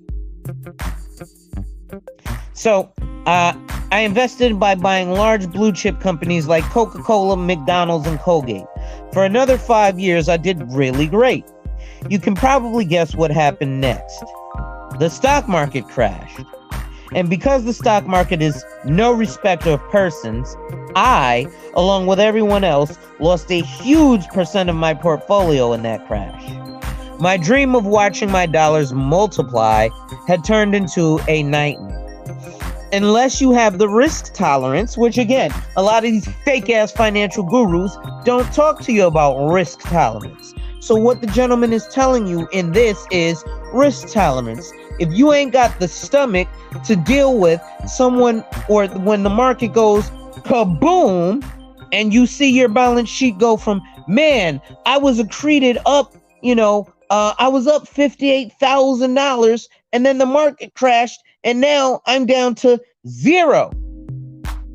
Well, if you ain't got the stomach for that and you gonna feel sick, you ain't got the business having the word invest in your lexicon. Now, if you have that risk tolerance, which I know a lot of people who are, and this is my love-hate relationship with a lot of this type of stuff, because there are people who have that risk tolerance, but they don't have the liquidity available. So even though you won't be sick by losing $10,000, $25,000, you'd be like, damn, I just lost it. I guess I got to go hustle hard and get it again. It's just money, right? You won't be sick behind it. So I can definitely understand not being blocked out from this investment world. Because trust me, a lot of people are blocked out from true investing. Apps like Robinhood, Acorn, Stash, and all that, you're not participating in the open market. You're buying those shares from the company. So you're buying your shares in GameStop from Robinhood. So on and so forth. At any rate, you may have experienced the sickening, desperate feeling of watching your money evaporate right before your eyes with nothing you can do about it. My crushing breakup with Mr. Market. If you've ever seen a relationship start with a deception or lie, it usually doesn't turn out too well. No matter the initial strength of the romance, the initial deception or lie will cause one party to lose all trust for the other partner. I lost my trust in Mr. Market when this happened to me. I still have moments where I think about the potential to make money by buying and selling stocks again. But I quickly come back to reality when I think about losing another decade of wealth. So notable Wall Street crashes and recovery. 1901 to 19... Pause. Just an FYI, because I know I'm not going to get to chapter 8 today. I'll probably end up picking that up later tomorrow for a second part of Socioeconomic Sunday. And shout out to the man for the Cash App. And once I'm finished here, you can feel welcome to hit me up, bro. We can definitely talk. You know I don't sleep. But I want to say, life insurance is the only thing that's been paying dividends since the 1800s every year. Through the recession, through the depression, through the aggression, through the repression, through any other shun you can think of. So, notable Wall Street crashes and recoveries. 1901 to 03. Fall in the Dow, 46%. Losses recovered by July 1905. 2 years to recover. 1906 to 07. Fall in the Dow, 49%. Losses recovered by September 1916. It took 9 years to recover. 1916 to 1917. The fall of the Dow by 40%. Losses recovered by November of 1919. It took 2 years to recover. 1919 to 1921. 100 years ago. Fall of the Dow, 47%. Losses recovered by November 1924. It took 3 years to recover. 1929 to 1932. Fall in the Dow, 89%. Losses recovered by November 1954. Took 22 years to recover. 1939 to 1942. Fall in the Dow, 40%. Losses recovered by January of 1945, and it took 3 years to recover. 1973 to 1974 saw a fall in the Dow by 45%. Losses recovered by December of 1982, and it took 8 years to recover. I realized that continuing to invest directly in the stock market held no guarantees. I had a goal for growing wealthy, and this wasn't helping me reach that goal. All my savings were in the stock market, and I had no control over how that market performed. In fact, there was a very real risk that I could lose all my money. Can you afford to lose another decade of wealth? Shit, I know I can't, and I know many of us can't, right?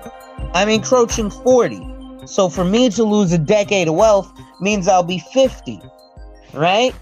And so that's why a lot of people in a lot of spaces are really upset. It has nothing to do with a lot of these guys, and it has nothing to do with a lot of these women. What it has to do is the fact that, damn, I'm fucked up, man. I can't retire comfortably. I thought I was good. I put my money in the 401k. I retired at 65, and at 75, I got to go back to Walmart and check receipts. So in September 2013, the DJI, Dow Jones Industrial Average, was hovering at the same level it was at 14 years before. Trillions of dollars were lost in stocks, mutual funds, 401ks, and other qualified plans. Mr. Market can be extremely rewarding during certain periods, but viciously brutal during others. Dreams are crushed, retirements dashed, and plans delayed. Can you really afford to keep rebuilding your wealth every 5 or 10 years? The Wall Street Casino. I live close to Vegas and often take trips down with my family. I am always amazed at the luxurious casinos being built. I always hear myself saying, they can't afford to build these huge casinos by paying out winnings to all those customers. She said, not Walmart. Oh, she throwing ticker symbols up there. Hey. Most people know the house usually wins, yet thousands of people will make the trip and continue gambling away their money. Sadly, many follow the same pattern regarding their wealth. Instead of talking with a trained financial professional, many people put it all at risk in the stock market, hoping for that one upward swing that will make them extremely wealthy. For those individuals, this can feel like a roller coaster. FYI, just so you guys know, the wealthy do not invest in the stock market to get rich or to get gains. They invest in the stock market for preservation of capital. So that rule of 72 that he talked about earlier, where their money gets cut in half, they do that so that in 20 years or 18 years or however many years, let's just say 10 years, when their money is cut in half and the 100,000 is only a 50,000, they can then live off of the dividends like Warren Buffett does, or they can go ahead and they can produce for themselves liquidity. So, I'm sure if someone asked you about taking all their retirement money and gambling on a roulette wheel, you'd instinctively tell them that's probably not a good idea. Yet, that's similar to what people do in the stock market every day.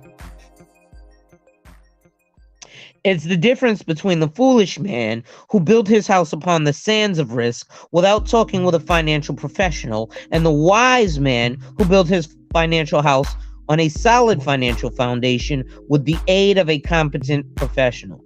And guys, again, this is my first time reading this book, but what do I always say? Financial foundation. The foundation is life insurance. Life insurance is digging that hole in the ground, pouring that concrete and the steel rebars so that your house doesn't collapse when the storm comes. The man's house stood on rock, survived, and stood strong. This is exactly why you should seek out good advice, so you can know how to protect the principal at all costs. Take, for example, a $100,000 investment, and assume the market drops by 30% and your money goes from $100,000 to $70,000. How much growth do you need to get back to even? And hint, it's not 30%. You'll actually need 42.9% growth on your money to get back to where you started. Now, how long does it take to see a 30% loss in the market? It could happen in as little as 1 year. And folks, if you are watching the market, for example, we see the news that's going on about the Silicon Valley Bank, which, worry not, trust me, there will be a humongous rebound. They ain't gonna let that stuff crash like that. And how long does it take to make your money back? Usually, it's not so quick. Let's take a look at some examples in history. After the Great Depression from 1929 to 32, the Dow fell 89% and took a full 22 years to recover. Now, 22 years until recovery is a bit dramatic. So let's look at a few more recent drops. In 1973 and 74, the Dow fell by approximately 45%. The losses weren't recovered until December 1982. That means a full 8 years could have passed without folks getting any return on their money. And of course, most recently, the crash of 2008.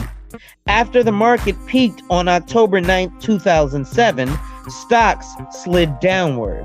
By March 5th, 2009, the S&P was down 56% and the Dow down 53%. As of this writing, the Dow was still down 3,000 points, which is over 21% where it was 3 years ago. And the S&P is still down 24%. So again, ladies and gentlemen, this book is a little bit old because as of 2020, the best year in performance for the S&P 500, the S&P accreted an entire 13.3%. The historical average for the S&P 500 is 10.3%. So they grew an entire 3%, 3% more than the historical average. I've got products that, because they grow on a compound interest rate monthly, some annually, but some monthly compound, you can find things that will perform even if they're only giving you a small interest rate of, let's say, 1% monthly compound interest rate. Well, 1% monthly is 12% annually. And because it compounds versus simple interest, it grows your money exponentially. Because simple interest, prime example, if you have $1,000 in an account and you get 10% APY, annual percentage yield, so you get 10% a year off of that $1,000. The first year you get 10%, you got $1,100. The second year with simple interest, that $1,100 that you're leaving in that account for a year gains you $100 or 10% of that $1,000. With compound interest on an annual percentage yield, $1,000 in an account, you leave it for a year, you gain your 10%, you got $1,100. You leave the $1,100 in that account. Year 2, you're going to get 10% off of the $1,100. So you're going to earn $110. So now your account is $1,210. So you're $10 ahead of what you would have been off of simple interest. But compound interest only balloons over time. So let's look at year 3. Again, this ain't in the book. This is me giving y'all real life examples. So year 3, that same account with simple interest, now you've got $1,200 in the account. But simple interest, you leave the $1,200 in the account, but since you're earning simple interest, you're only going to earn 10% off of the $1,000. So now your account is at $1,300. Now let's look at compound interest. So year 3, you're earning interest on the $1,210. So the interest that you're going to earn is $121. So now you're at $1,331. Because last year you were at $1,210. So now you're at $1,331. So now you're $31 ahead. So let's look at year 4, simple interest. You earn that 10% off of that $1,000. Your account goes from $1,300 to $1,400. Now, that same compound interest, your account goes from $1,331 because now you're going to gain 10% on $1,331. So you're going to earn $130 or $133.10. So you add that to the $1,331. What are you at? $1,462.10. So now you're $62.10 ahead of the simple interest. So let me get back to the book. I apologize. So Wall Street seems to have convinced many people that it is necessary to forego guaranteed returns and risk principal in favor of possible 8, 10, or even 12% returns on their investments. Wall Street's favorite tool could be considered a financial calculator showing how much money we'll have in retirement if our money grows 12 or even 15%.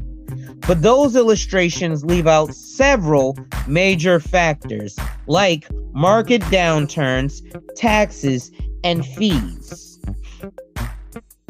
Unfortunately, due to recent events, we know all too well that after all the worry, investigation, and research, the gains that we've had in our retirement, even after years of growth, can't be wiped out with a market downturn. According to the Dalbar report, based on an analysis of actual investor behavior over the 20 years ending December 31st, 2007, the average equity investor would have earned an annualized return of 4.4%, underperforming the S&P by more than 7% and outpacing inflation by a mere 1.4%. This is quantitative analysis of investor behavior. In just 1 year during the Great Recession of 2008, the DJI lost 1/3 of its value. There were more than a few Americans that saw their retirement dreams destroyed right before their eyes as their nest egg dropped. They were powerless to do anything about it. In addition, Dalbar Inc., the nation's leading financial services market research firm, shows that the average investor outpaced inflation by just 1.4% over the past several years. But that's not the story we want to hear. Instead, we want to hear about great rates of return. People love to talk about a hot new stock or the latest news on a new tech company that could give them a great rate of return. But let's take a closer look. In our example, Joe starts with $10,000 and gets a 100% rate of return in year 1, bouncing his balance up to $20,000. The next year, the market drops by 50%, leaving him with $10,000 again. In year 3, it goes up again by 100%, up to $20,000. Then drops again in the 4th year, setting him right back at $10,000. In this case, the market did average a 25% rate of return. But how much additional cash does Joe have left to show for his 25% average rate of return? 0. Even though brokers quote stacks about great rates of return in the market, investors could still be netting absolutely 0.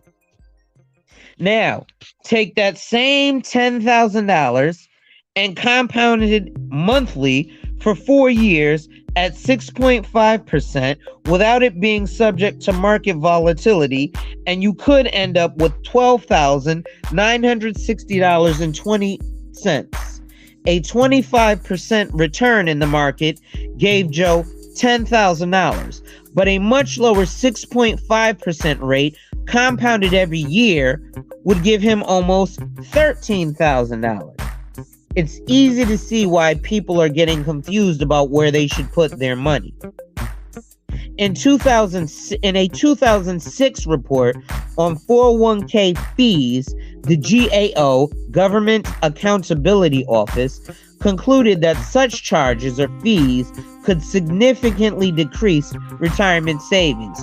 Oh yeah, because Dave Ramsey and Primerica love to talk about, well, what about the fees you're paying from life insurance? Well, what about the 2 and 20 fees I pay my investment advisor?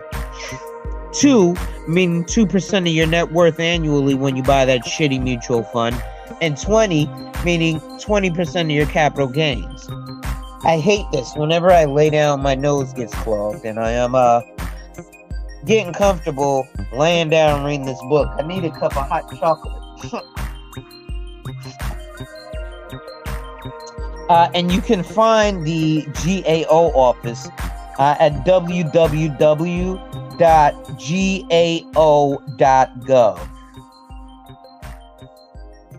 So now, let's rub a little salt in that wound. It's not just market dips that can negatively affect your principal.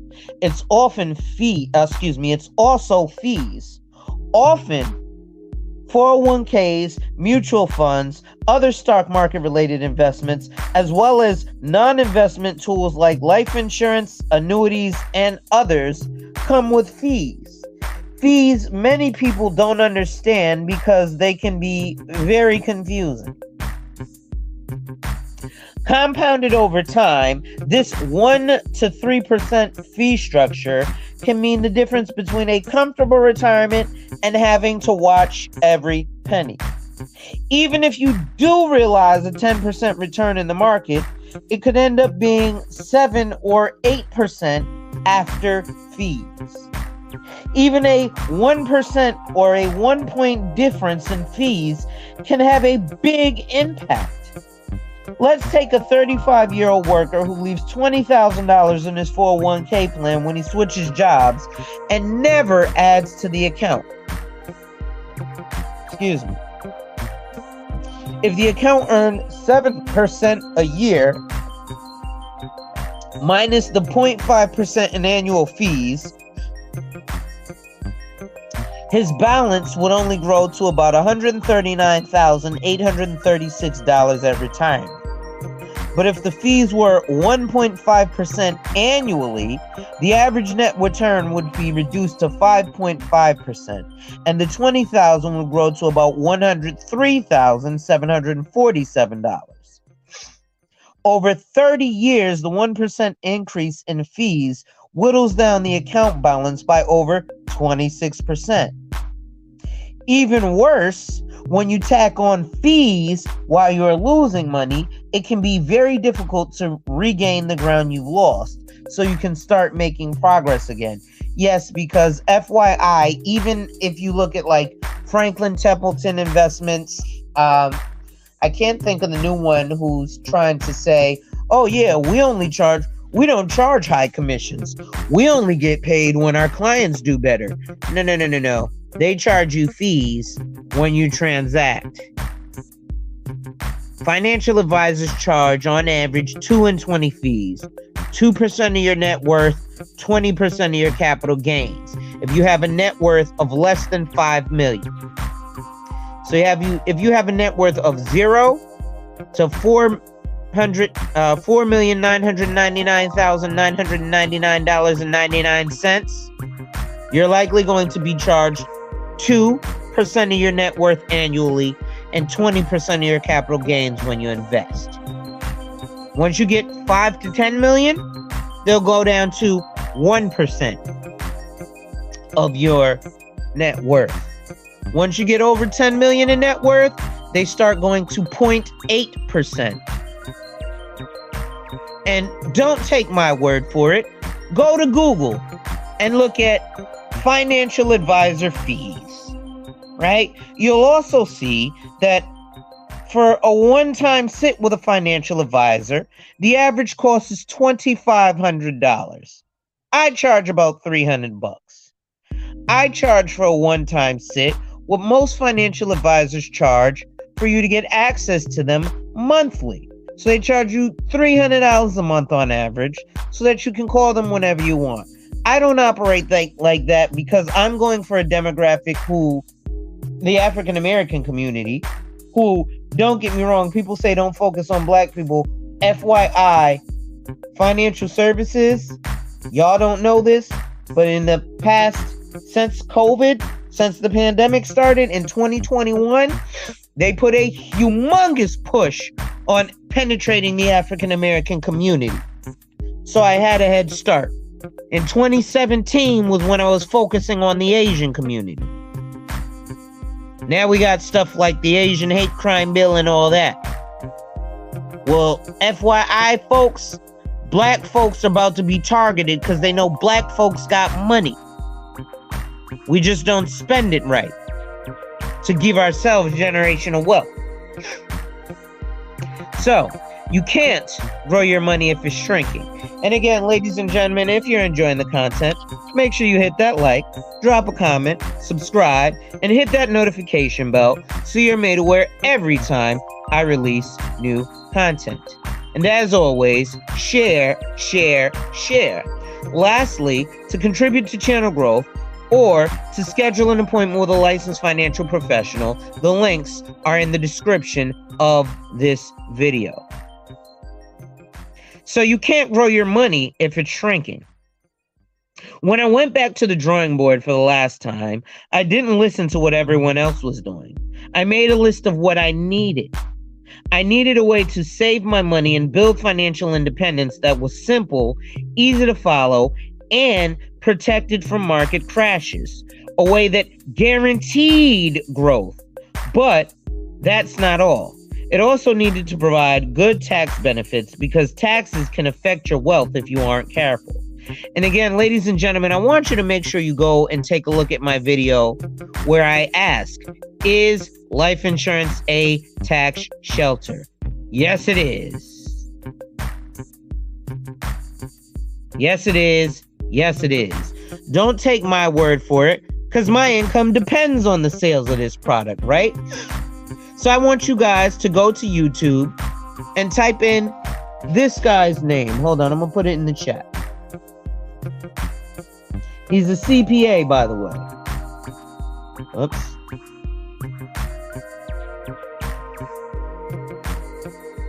Certified public accountant. Right? And he tells folks, yeah, life insurance is the way to go, as opposed to your 401k, an IRA, many investment accounts. If we could actually call life insurance what it is, there wouldn't be any taxes for the IRS to collect. I digress. So, but that's not all. It also needed to provide good tax benefits because taxes can affect your wealth if you aren't careful. Oh, and wait, I needed to be able to access my money at any time, which again, ladies and gentlemen, is why I say, yeah, a Roth IRA is cool because you can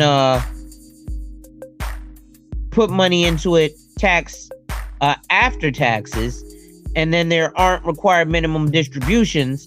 But with a Roth IRA, just like a traditional IRA, you can't touch it till retirement age. Oh, and if you want to do things like buy a house, you can only take $10,000. Oh, you mean with life insurance, if I want to qualify for a mortgage and I have $1 million policy and my house is $250,000, I can qualify for that $250,000 mortgage with my $1 million life insurance policy? Yeah, that's probably what they're going to talk about in this book. But I've been screaming it for years. So, let me keep going.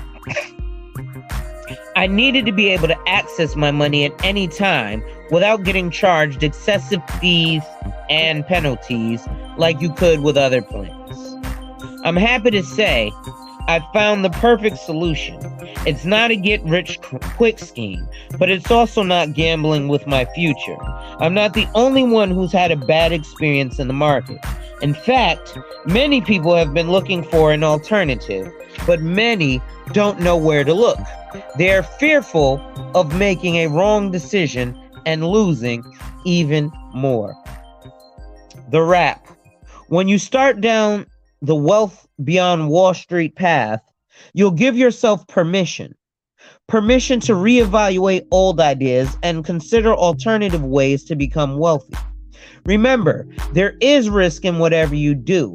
There is your hard-earned money, and you should talk with a financial professional to choose the best place for it. Also, give yourself permission to grow wealthy while protecting against some of the other enemies of wealth.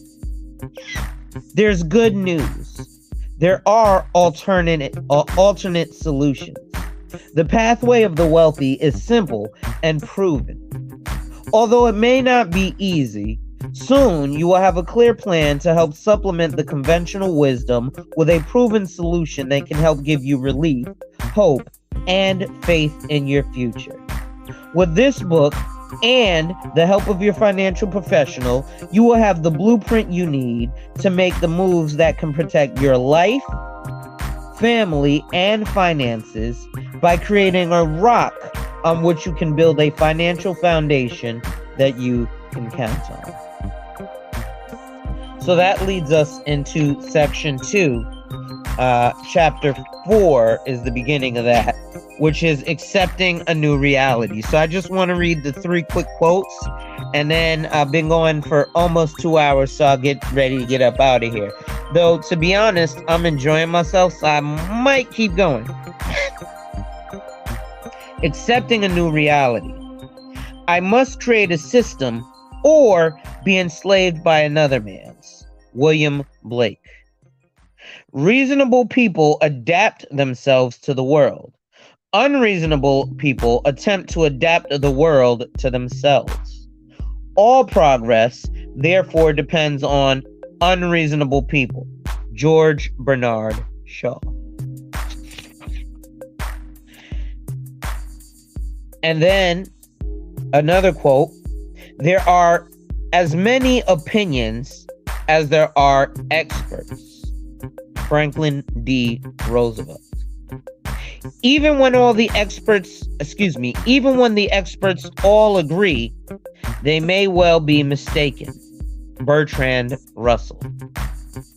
You know what? Let me see how many pages chapter 4 is, because I ain't gonna hold you. I'm kind of getting enthralled in this book.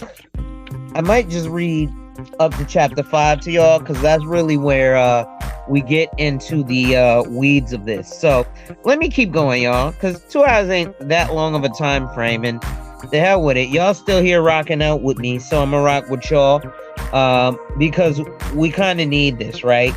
And there are other panels that go for 2 and 3 and 4 hours, and they ain't giving y'all this kind of game. I ain't gonna hold you, right? So, Bear Stearns is not in trouble. Chapter 4. Microwave money and pop culture gurus. Ooh, yeah, we're gonna read this chapter. Bear Stearns is not in trouble. I believe in the Bear Stearns franchise. At $69, I'm not giving up on the thing.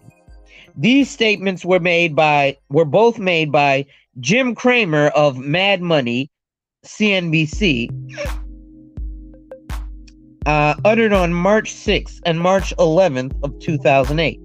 11 days later, Bear Stearns stock had dropped from $69 to $2.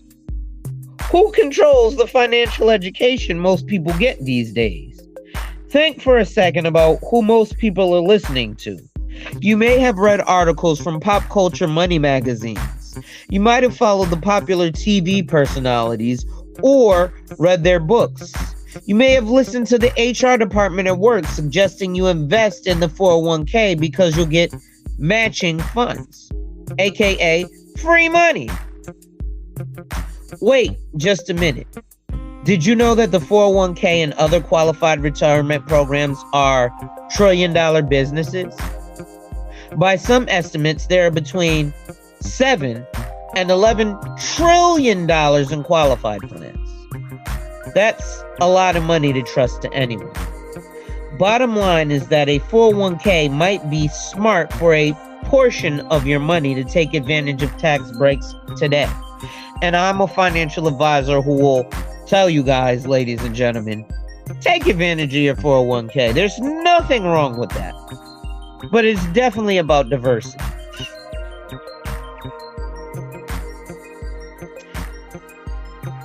At the same time, for another portion of your money, it might make sense to diversify outside Wall Street by paying the tax today and potentially avoiding future tax increases. Do they practice what they preach? Almost everybody's heard of it, if not listened to, Suze Orman, the personal finance, in quotes, expert. Orman hosts her own show, has written a handful of bestsellers, and was named by Time magazine as one of the world's 100 most influential people. She encourages viewers, listeners, and readers to buy term and invest the difference in mutual funds. But does she practice what she preaches? And folks, actually, I belong to a group of elite financial professionals, and I'm the only one in the group who looks like me. One of my buddies actually went on to Dave Ramsey's show and was like, "Hey, Dave Ramsey, let me ask you a question. Why do you push your listeners and viewers to buy term and invest the difference when two things are true, and you don't even tell them about the conflict of interest because you're not a licensed financial professional, so legally you don't have to tell them about the conflict of interest." But get this, folks. Dave Ramsey's largest holding is a cash value life insurance policy. But guess what the major conflict of interest is? He part owns a term life insurance company.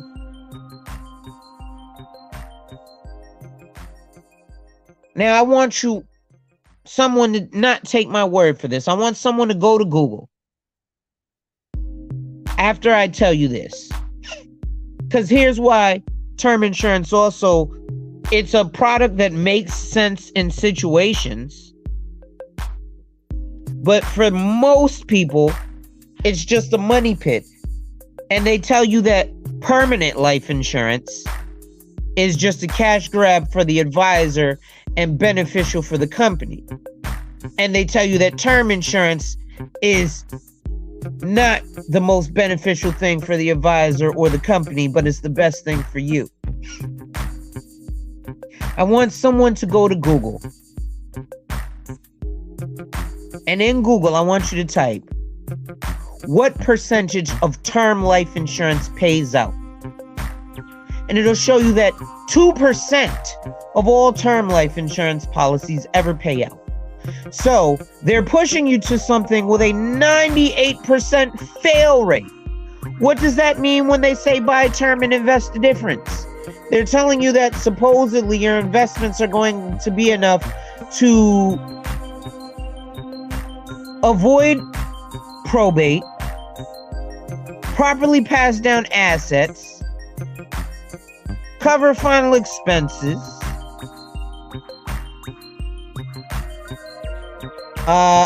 pay for your burial, and allow you to live off of that money as a retirement nest egg. Right? So again, somebody go to Google and say, what percentage of term life policies pay out?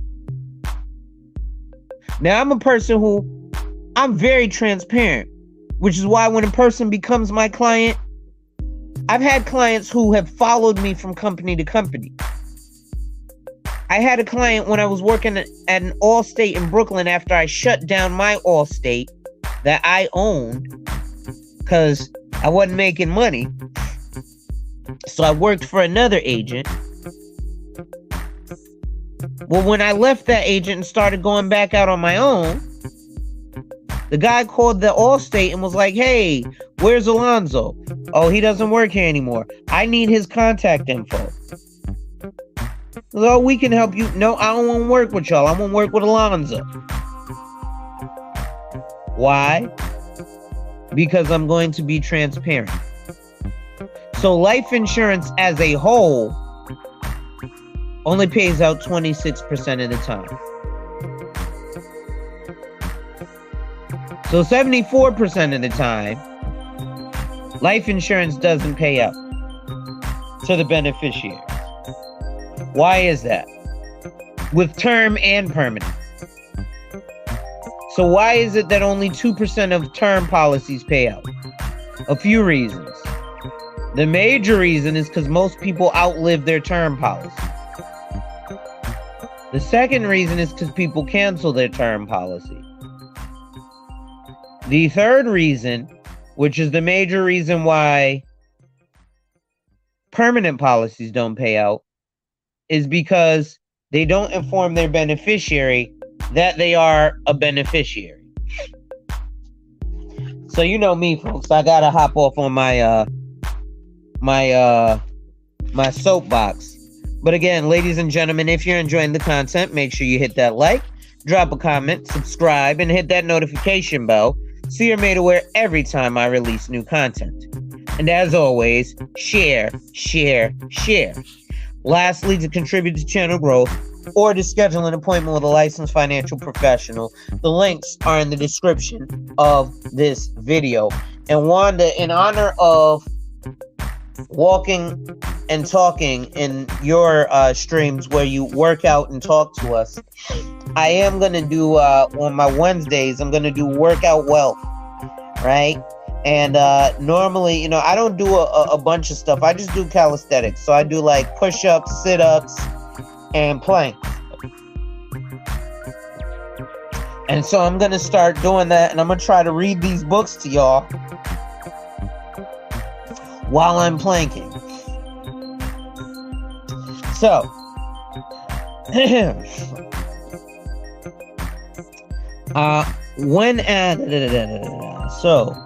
where were we at? So, almost everybody's heard of Susan Orman, but does she practice what she preaches? I need a consult, brother. Click the link in the description, Diderot. She estimates her liquid net worth at about 25 million, with an additional 7 million in houses. I don't mind, Diderot. You could call me anything but broke, bro. I knew what you meant. Where is the majority? She estimates her liquid net worth at about 25 million, with an additional 7 million in houses. Where is the majority of her money invested? I save it and build it in muni bonds, municipal bonds. I buy zero coupon muni bonds, and all the bonds I buy are AAA rated and insured. So even if the city goes under, I get my money, Orman quips. So those are some of the best places to buy bonds, are definitely muni bonds or geo bonds. So muni bonds are municipalities. That's going to be from cities and states. And geo bonds are government obligation bonds. Right? Those are the kind of bonds you want. T-bonds or T-bills, treasury bonds or treasury bills are examples of that. So it doesn't sound like she has the majority of her money in the market, does it? That's a wealth beyond Wall Street strategy if I ever heard one. When asked about playing the stock market, she says that I have $1 million in the stock market because if I lose $1 million in the market, personally, I don't personally care. In short, the financial guru coaching the American public has a portfolio few could live with. Yeah, I'm gonna definitely start doing more lives. I've realized, Wanda, that when I do the lives, people who watch the lives, like a day or two after I do a live, I end up with a consultation and somebody's like, yeah, I know I was cloud watching. I saw you on ABC panel and I heard what you were talking and I never heard what you were saying anywhere else. So I kind of had to come see what you were talking about. So that's kind of what happens. So maybe someone who can afford to lose $1 million has no qualms about encouraging other people to invest in the market too. Remember, this is something that I told you guys about risk tolerance, right? So her risk tolerance is, if I lose the money, $1 million, it ain't nothing to me, right? It's like if you're walking down the street and you reach into your pocket to grab your keys, or you just reach in your pocket because your hands are cold, and then you take your hands out of your pocket and you drop 3 pennies. You're not gonna be like, oh my gosh, I dropped those 3 pennies, I have to stop immediately. Yeah, it's 3 cents, not a big deal. Well, that's what it's like to that's what you want your risk tolerance to be, and that's how much money you want to invest. So, of course, it probably doesn't help that one of her personal sponsors is TD Ameritrade. Oops, bet we didn't know that.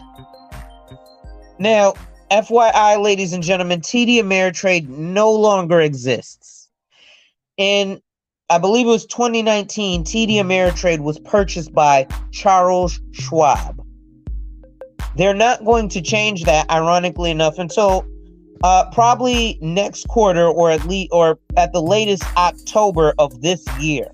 You'll start to see your TD Ameritrade accounts switch from TD Ameritrade, and they'll be changing your account numbers and everything. TD Ameritrade is a company who makes money facilitating stock trades. Suze Orman is often seen on advertisements encouraging people to open up an account with TD Ameritrade. Now, does Orman's advice to buy term and invest the difference in the market sound fishy to you? Then, of course, there's Jim Cramer of Mad Money. Buy, sell, sell, sell. I actually know Jim Cramer personally. He used to buy coffee at this coffee stand in front of my office on 100 Broadway. I told you guys I'm a Wall Street dude on some real life shit. My offices were 100 Broadway, where you could come out of the office, take 2 lefts, and the New York Stock Exchange is right there. My other office, where I did a stint as a stockbroker with a company called E.J. Sterling, was on 39 Broadway. And my other office, where I worked for a company that you guys may be familiar with now, which is National Debt Relief, is at 11 Broadway. And I was with them when they were a fledgling company. And guess what? I was with them when they did their first $50 million month. Let me tell you what happened. The bosses, because the bosses are these 2 young they're a couple of young Russian guys. One of the owners is a guy by the name of Arsen Libanov. So what he did, I think it's ArsenLibanov. A lot of these guys are from Georgia, the country of Georgia. And the other country they're from is Russia. They're Russian Jews in New York City. And so what they did was they bought a bunch of top shelf liquor. At 5 p.m. that day, they shut down the office. They took all the salespeople, all the sales team. I was on the sales team, all the customer service, and all the debt negotiation people off. They brought us finger foods and they got us drunk. I got so drunk, it was a Thursday. I remember it. I got so drunk that I passed out in the Fulton Street station, which at the time was called Broadway Nassau, but now it's Fulton Street, because again, I'm a Wall Street guy. I got so drunk, I passed out. The EMTs had to come. They picked me up. I threw up on the EMTs. They put me in the hospital, let me sleep. I woke up. I used to wear I had a Donald Trump shirt that had the white cufflinks, the white French cuffs and the white collar, but it was a gray shirt. And I woke up that morning and I went back to work because it was Friday and I had to go pick up my paycheck. But generally, that's what happens on Wall Street. You should also know that those young guys who are your stockbrokers, if you're 30 years old and a stockbroker, you're considered a geriatric. Most stockbrokers are between the age of 20 and 30. Now, if you're doing management or AUM, assets under management, you can be anywhere from 30 to 60. Once you're around 50, between 50 and 60, is where on Wall Street you want to start thinking about having your own firm. And if you have aspirations like I do of managing a hedge fund on Wall Street, if you're not 60 years old, they think you have Similac behind your ears. But as I go on, and I see here, D. Durrell says, I know Susan and Kramer on TV. Yeah, they definitely. And another guy, Dave Ramsey. And I love watching all three of those mofos. I love Dave Ramsey in terms of getting out of debt, but in terms of becoming wealthy, I love some of Sue Zorman's things, but in terms of getting wealthy, And I just like Jim Cramer personally, because like I said, he used to come get a cup of coffee in front of my office at 100 Broadway every day. And a lot of those dudes use copious amounts of cocaine. So then, of course, there's Jim Cramer, investment guru and host of CNBC's Mad Money, who advises that people invest their mad money, or in other words, non-retirement funds, in the stock market. Cramer regularly makes recommendations not only to his own show's viewers, but also to audiences of NBC's Today Show, steering people to the market buys he thinks will pay off handsomely. You should also know that he manages a hedge fund. He said, I've known all of them for over 20 years. They don't teach you how to become wealthy, Ramsey and Susan. No, they don't. They teach you principles of the wealthy in terms of removing yourself from debt, right? It's a prime example. I have a love-hate relationship with them just like I do have a love-hate relationship with the manosphere. Right? I love some shit about it. I hate some shit about it. Right? But it is what it is. So,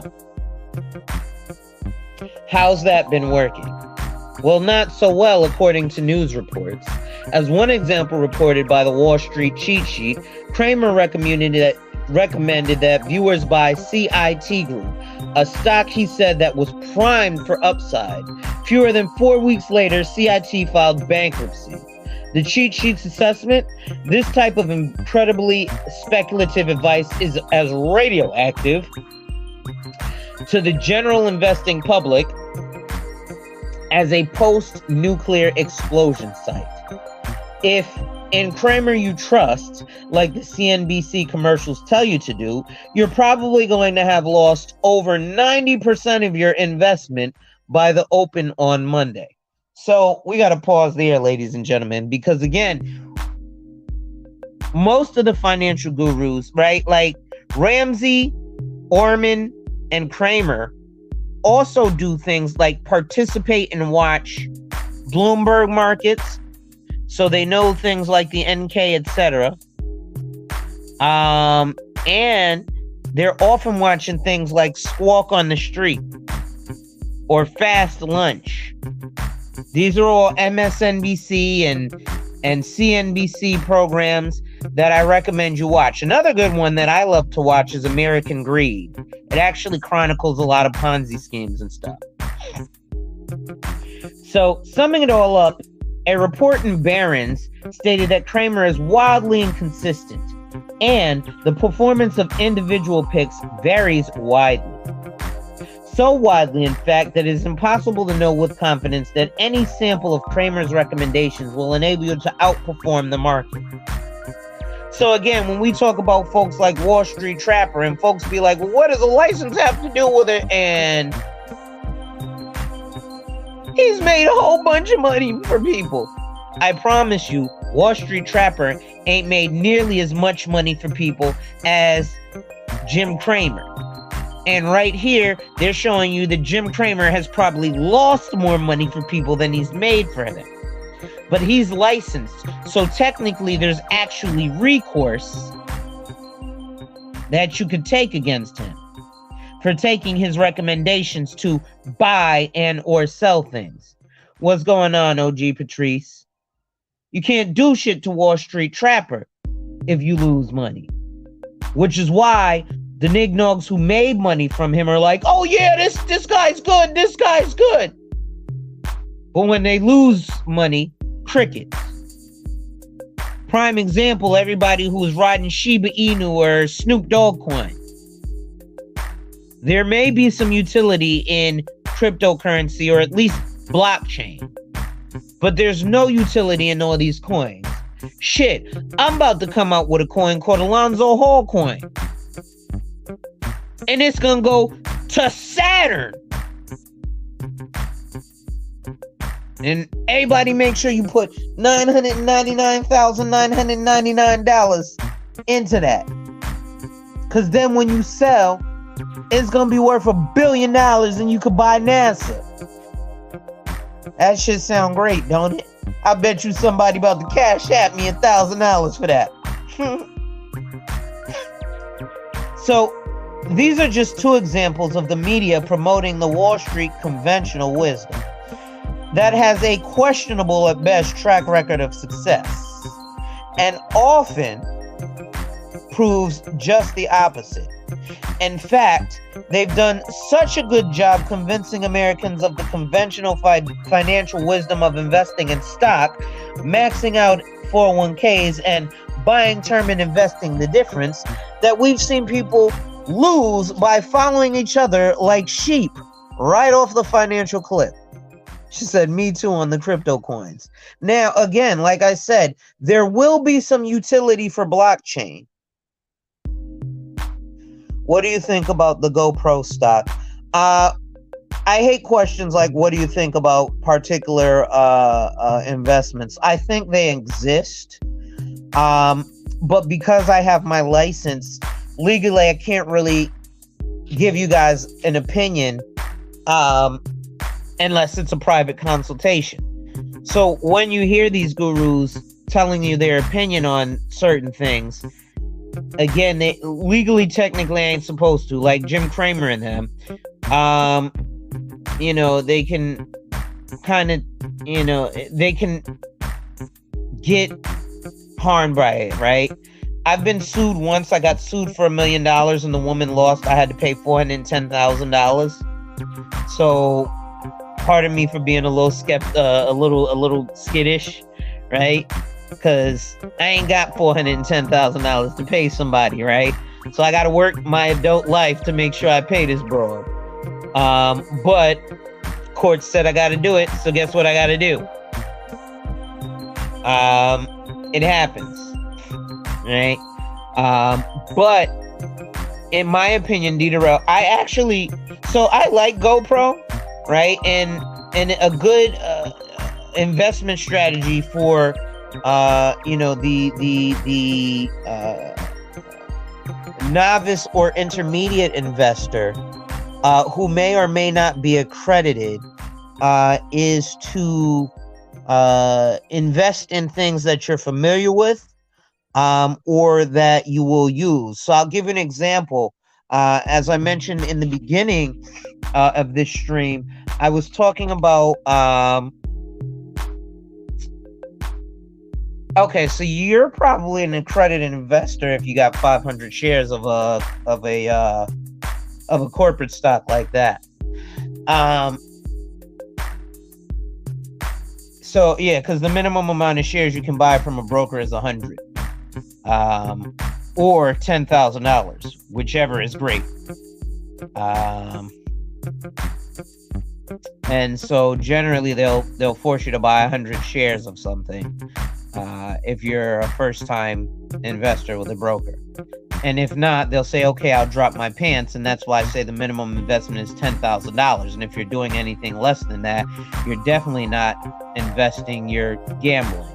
But I like products that we see have a lot of use and practical use. So, for example, I was mentioning Tesla and Ford. Now, my investment strategy is different from most.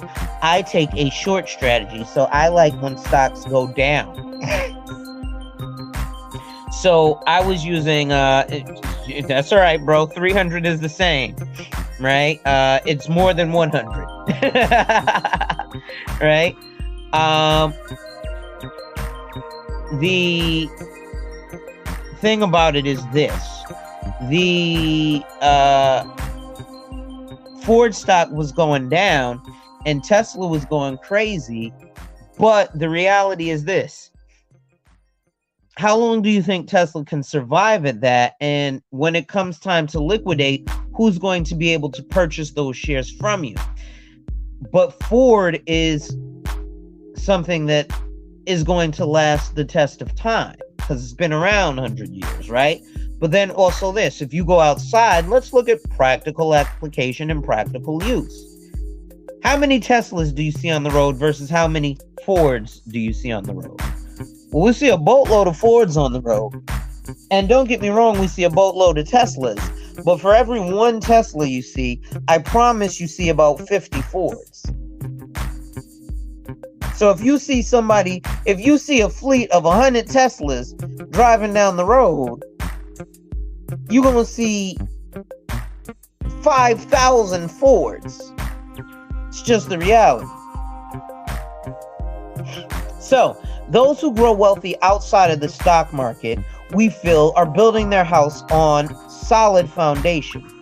For example, part of that solid foundation is using an alternate solution like having a properly structured cash value life insurance policy with a death benefit to manage risk. The potential for cash value accumulation to supplement future financial needs and help diversify taxes. Pause. Damn, I've been saying this for over a decade. But I guess it took a rich white guy to write it in a book. So, Dieterell, it sounds like you have a higher risk tolerance. It sounds like your asset allocation is that of a more aggressive mix. So you may be a little bit of an aggressive investor. Just from hearing kind of those three statements, right? From the sound of it, you're moderately aggressive. And from, I don't know exactly how old you are, but I assume you're at least my age, to, maybe, well, I believe you're in your 40s at least. So, your age doesn't really allow you to be, okay, so you're 45. Your age actually still kind of allows you to be fairly aggressive. So you still have some time with which you can be fairly aggressive. And, as a business owner, things like cash value life insurance, I don't know if you have a C Corp or an S Corp, can help you out. Prime example, real quick cheat sheet. If you're a business owner, just with an SEP, which is a qualified retirement account, you can put up to $61,000 away per year. For example, if you're a single owner of a S Corp, you can put up to $61,000 away as basically deferred comp to yourself. So if you pay yourself, let's say you pay yourself $100,000 a year, and you want to bring down your personal taxable income. So you pay $61,000 into your SEP IRA, and that brings your taxable earned income down by $61,000. So that $100,000 reasonable salary that you paid yourself is now $39,000 that you got to pay taxes on. But you get the benefit of the retirement account, the deferred growth, but as an individual, you do end up paying those taxes in the future. But it saves you a boatload of money as the corporation, which is why the corporations roll things out like 401ks. We'll talk about that during your consult, bro.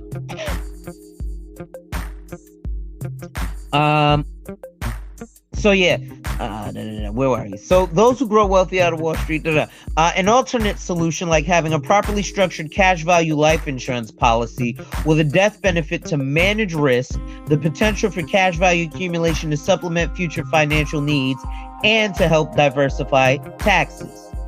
Contractors don't put buildings on foundations of clay or sand. They use concrete. Why then would we be any less careful with our entire financial future? No doubt.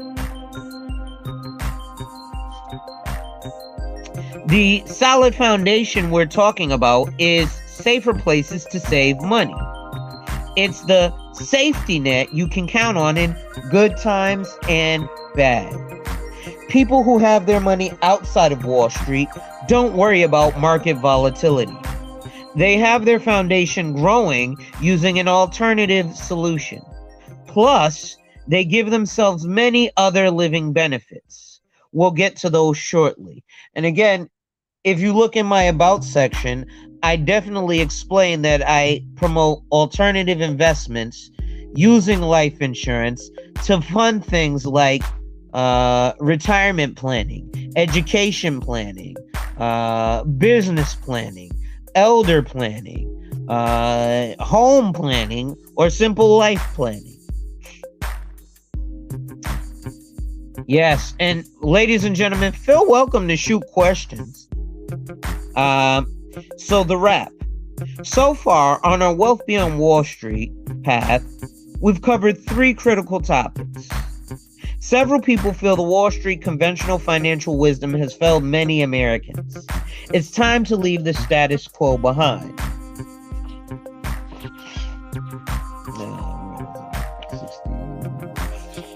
Wait, there's pages missing from my book. What the heck? Oh, okay. 2. Investing in the market holds no guarantees. It's more like building your financial house on a foundation of sand. And 3, pop culture financial gurus get paid to fill airtime, not to make you wealthy. Some feel that following their advice can cost you big time. But the fun doesn't end there. There's another force we have to contend with. An extraordinary story about a bank robber named Willie Sutton might shed some light on it for you. So, ladies and gentlemen, if you're enjoying the content, make sure you hit that like, drop a comment, subscribe, and hit that notification bell so you're made aware every time I release new content. And as always, share, share, share. Lastly, to contribute to channel growth or to schedule an appointment with a licensed financial professional, the links are in the description of this video. So since we're at chapter 5 and the guy said that he's going to start really divulging stuff to you in chapter 5, even though he broke down literally what most of this book is about, the only reason I know that is because I have a colleague who read this book, and this book is going to be the subject of a book club that I'm having. So I'm getting a head start because the book club ain't going to start for another month, so I'm going to have to reread this. But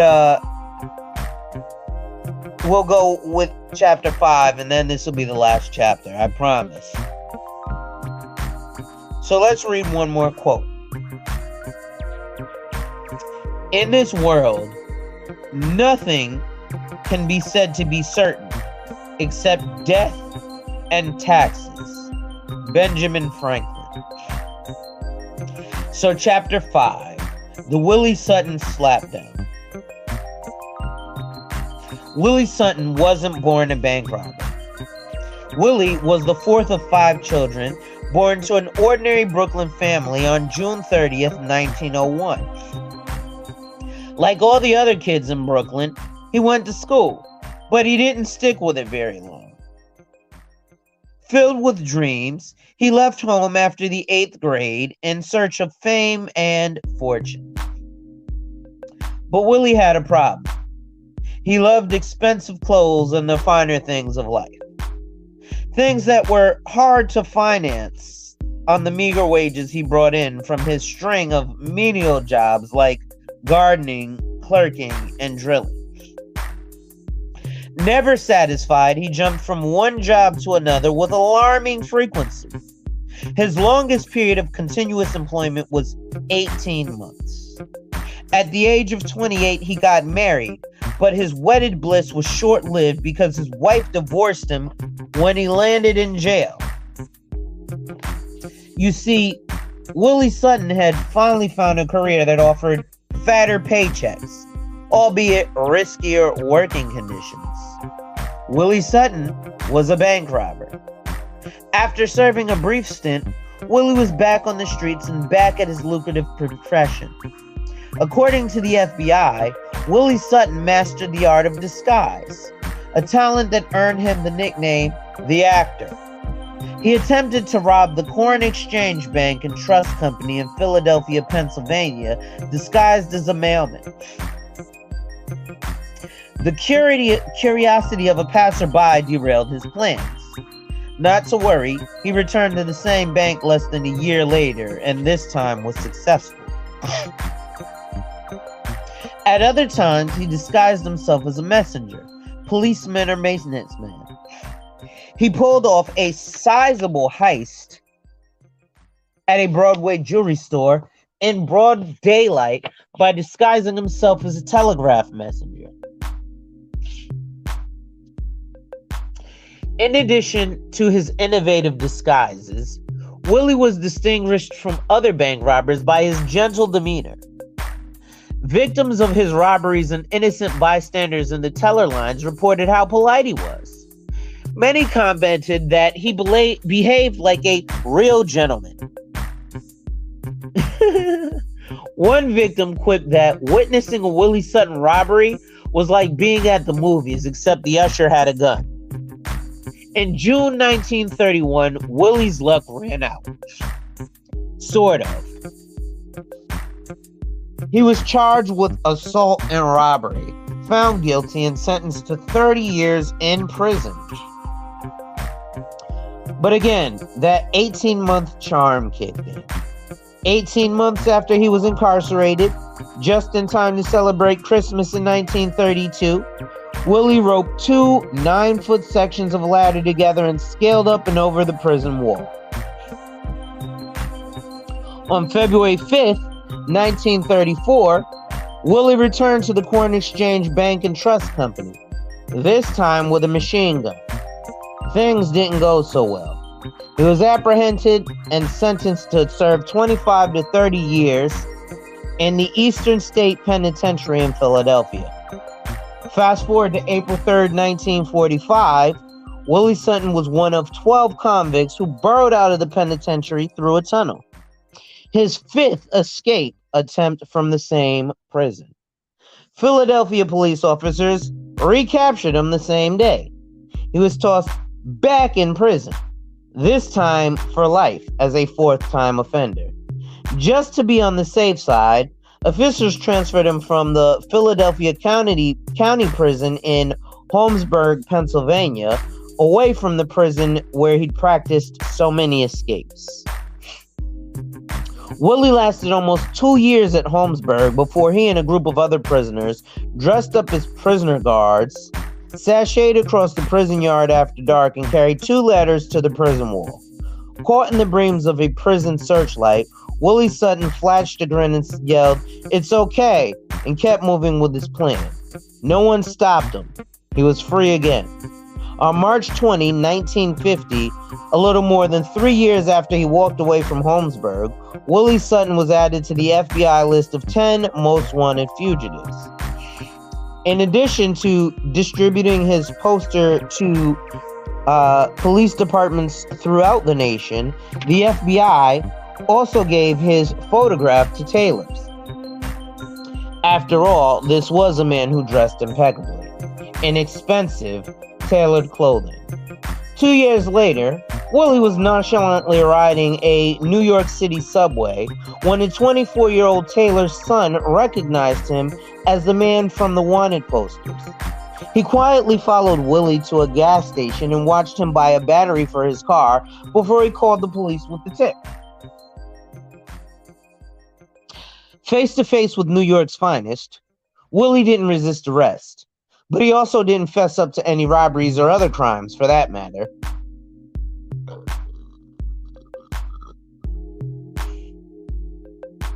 He was hauled into Queens County Court, where he was sentenced to an additional 30 years to life. It was a drop in the bucket. Willie had already owed one life sentence plus 105 years. They tossed him into a cell at Attica Prison and threw away the key. If all went according to plan, he'd never see daylight again.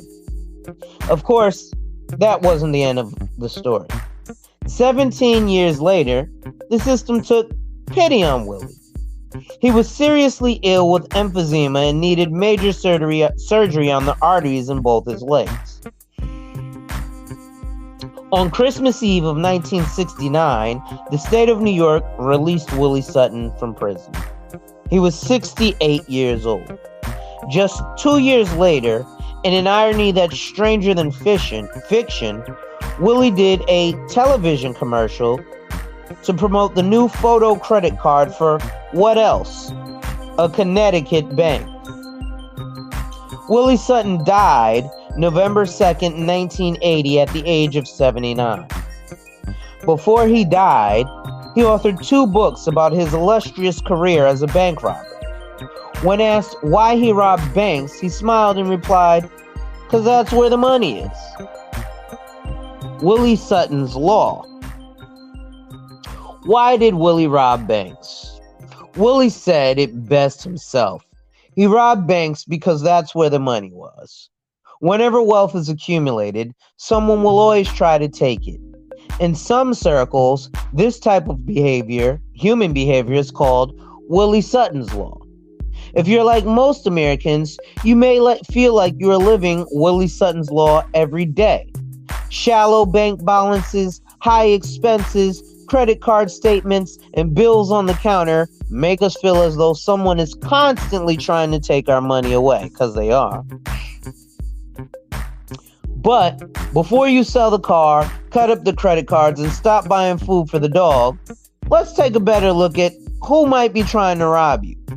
The following tactics are completely legal, and unless you are aware, you might not even see them coming. Who is the modern day Willie Sutton imposter? Is it the tax man?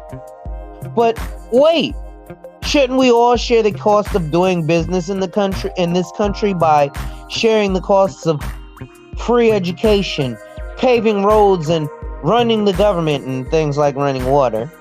Well, sure, that was the idea, but if you're not careful and if you are investing in qualified retirement plans, you may one day have to pay taxes that you deferred, which could be a sickening scene that unfolds in front of you.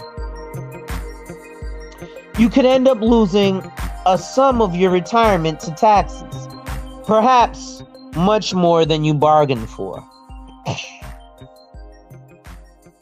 There's an alternate legal and ethical way to prevent that. You'll be excited when you see how simple it is to accomplish. Under the taxman's thumb, you're probably aware that depending on your tax bracket, the taxman could be grabbing up to 20 or 30% of your paycheck every pay period. Did you know that Thomas Jefferson said that an income tax of even 1% is equivalent to slavery? Thomas Jefferson, who owned slaves, by the way. Wait a minute.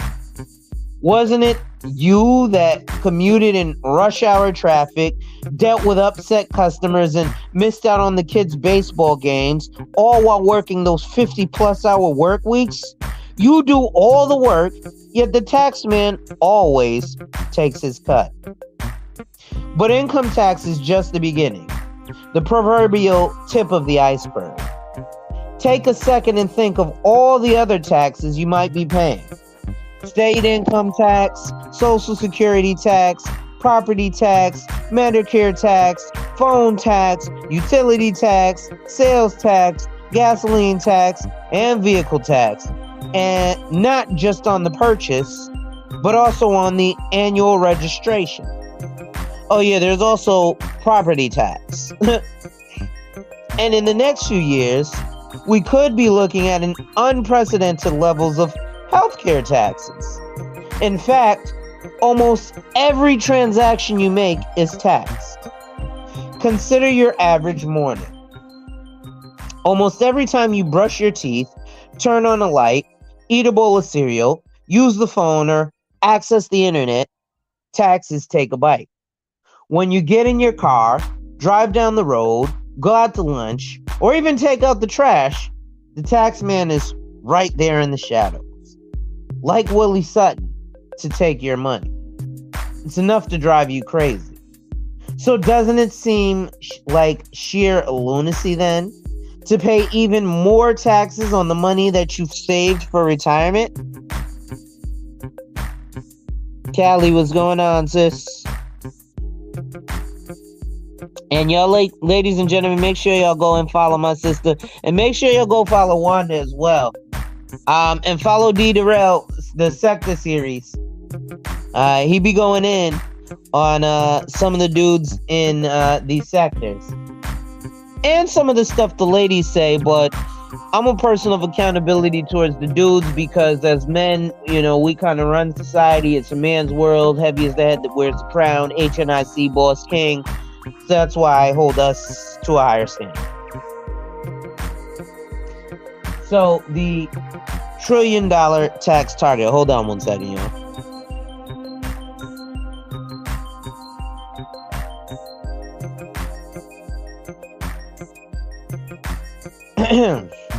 Hey, wait a minute. Hasn't the government established tax deferred programs to help people save and invest for retirement without paying taxes up front? Indeed. But remember Willie Sutton's law. Wherever wealth is accumulated, someone will want to come and take it. Do you have any idea how much wealth is accumulated in government-sponsored qualified retirement plans like IRAs and 401ks? You're welcome, Wanda. Trillions of dollars. If you aren't careful, the profits of these plans could end up largely being Uncle Sam's. Here's why. Imagine for just a minute that you're a farmer. You purchase a bag of corn seed. As the sun begins to dip below the horizon on the late spring evening, you gaze out over your fields, filled with the anticipation of an abundant harvest following months of sustained labor. As time goes by, you do everything right. You fertilize, water, weed, and tend and protect. At last comes the time of harvest and the abundance you imagined. And the abundance you imagined is realized 10 times over. You're filled with the satisfaction of a job well done as you watch a convoy of trucks taking your crops to the market. As the last trailer disappears from sight, a shiny sedan roars up, tires crunching in the gravel at the edge of the road. Out hops a well-dressed man. As you remove your hat and wipe your well-worn sleeve across your dampened brow, he opens up a notebook and stands with a ballpoint pen ready. Without so much of an introduction, because really he doesn't need one, he poses the question. So, farmer, you have two options. Do you want to pay taxes on that bag of seed you hauled in here last spring, or on the 5 trucks of crops you just sent to the market? He's kidding, right? No, he's not. Let's pretend you, the farmer, had a choice. You can pay taxes on the seed, the money you start out with, or you can pay taxes on the crop, which represents all the increase that grew from your initial seed. In the government-sponsored tax-deferred retirement plans, you pay taxes on all the increase. You're paying taxes on the truckloads of crops. With the approach we'll show you, you'll pay taxes on the seed. The crops are yours, and you get to keep all the money you grow. To help you more clearly understand how this works, we'll look at some actual figures. Excuse me. And again, ladies and gentlemen, if you're enjoying the content, make sure you hit that like, drop a comment, subscribe, and hit that notification bell so you're made aware every time I release new content. And as always, share, share, share. Lastly, to contribute to channel growth or to schedule an appointment with a licensed financial professional, the links are in the description of this video. Also, an FYI, Cali Homesteading with Pooh Bear is on my team of licensed financial professionals. She's currently licensed in California, Georgia, and Virginia. So again, I have folks from, if I'm not in your state, there's two things. Pretty much I can just pay the fee to get in your state, or I have a rep who works with me on my team who is in your state already. I'm currently licensed in 13 states. I know my agents are licensed in about 10 states that I'm not licensed in. So combined, that's 23 states. So we're in there. So let's look at option one.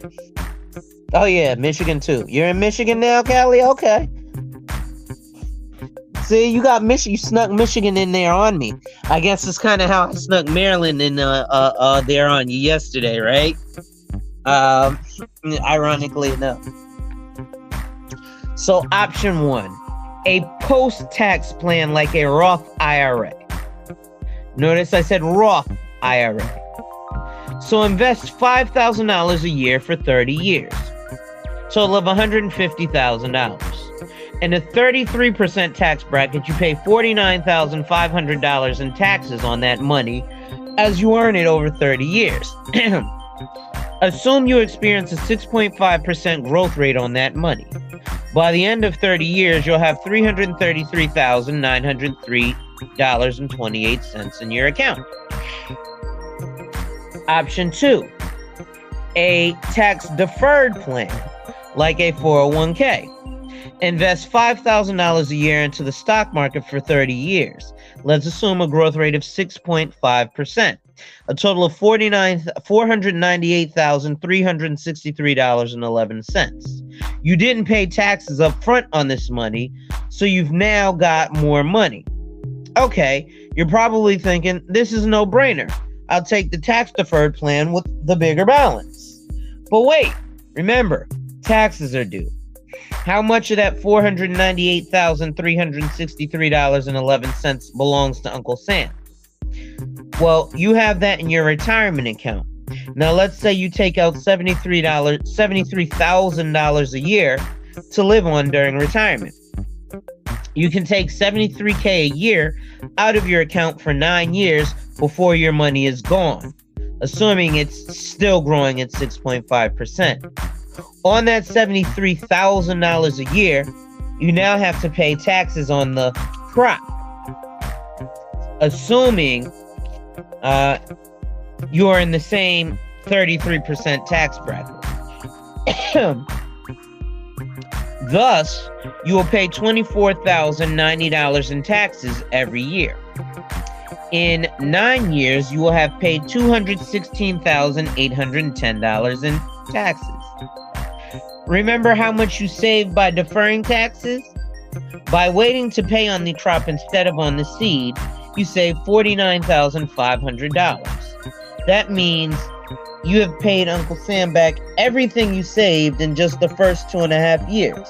In the next 6.5 years, you'll pay an additional $167,310 in taxes on your harvest. In fact, according to Scott Schultz, you could end up paying up to 5 times more taxes using a qualified plan like a 401k than you saved during your entire working years. Now ask yourself that question again. Would I rather pay taxes on my seed or on my crop? Conventional wisdom says you'll be in a lower tax bracket when you retire, so deferring taxes is a good thing. Not so fast. In later years, people often lose many of the deductions they presently have because kids have moved out and mortgages have been paid off. Plus, do you know what the tax rates are going to be when you retire? How does the federal government plan to pay back the $1 trillion deficit? None of us, not even the most seasoned prognosticator, can predict where taxes will be when you retire. But a quick look back into history shows the top tax brackets have been high as 94%. This was when Ronald Reagan was acting, so he didn't want to earn anything above $200,000 a year. Why didn't he want to earn anything above $200,000 a year? Because you get taxed at 90% above that. I had to speak to someone yesterday who was like, well, maybe he only showed 200,000. I'm like, bro, if you earn more than 200,000, there's things you have to do to knock your stuff down to show 200,000. So you cap yourself at 200,000, and there you go. At any rate, this rate was for those who made, oh, geez, I'm telling it here. This rate was for those who made 200,000 or more in 1944 to 1945. Again, Ronald Reagan. I should probably stop dropping these gems before I read through in these books of people who, since, I don't have a Beamer, Benz, or Bentley, or haven't written a bestsellers book, people don't want to listen to me. But these mofos who got less experience than me wrote books about it. Because nothing in here that he said so far have I not been saying at least over the past 3 years I've been on YouTube, specifically in the financial realm.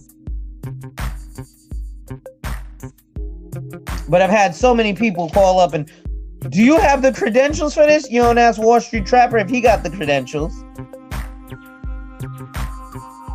But at any rate, if this rate was still the top rate in 2009 and adjusting for inflation, it would affect those who made $2.4 million in 2009. On a similar note, those making $10,001 in 1944 to 45 would have to pay 41%. Again, adjusting for inflation, it would be equivalent for those who made $127,553 in 2009. Those rates are still higher than the current top tax rate, which at the time of this writing of the book is 39.6%. And as of today, it's 38%. The good news is that you don't have to pay on your crop. We'll show you how to pay on your seed so you can enjoy your full harvest. By paying on your seed, you are still meeting your tax obligation. Paying tax on the seed gives you major tax advantages on your growth, while at the same time protecting your principal from volatility in the market. When structured and funded properly, you can have access to your money throughout your life.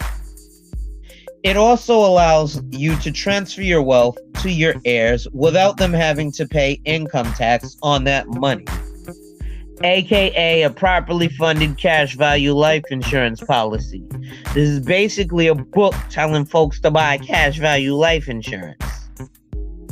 I mean, I could have told you that before I opened it, but that's literally what the strategy is. Now, all cash value life insurance is not built the same.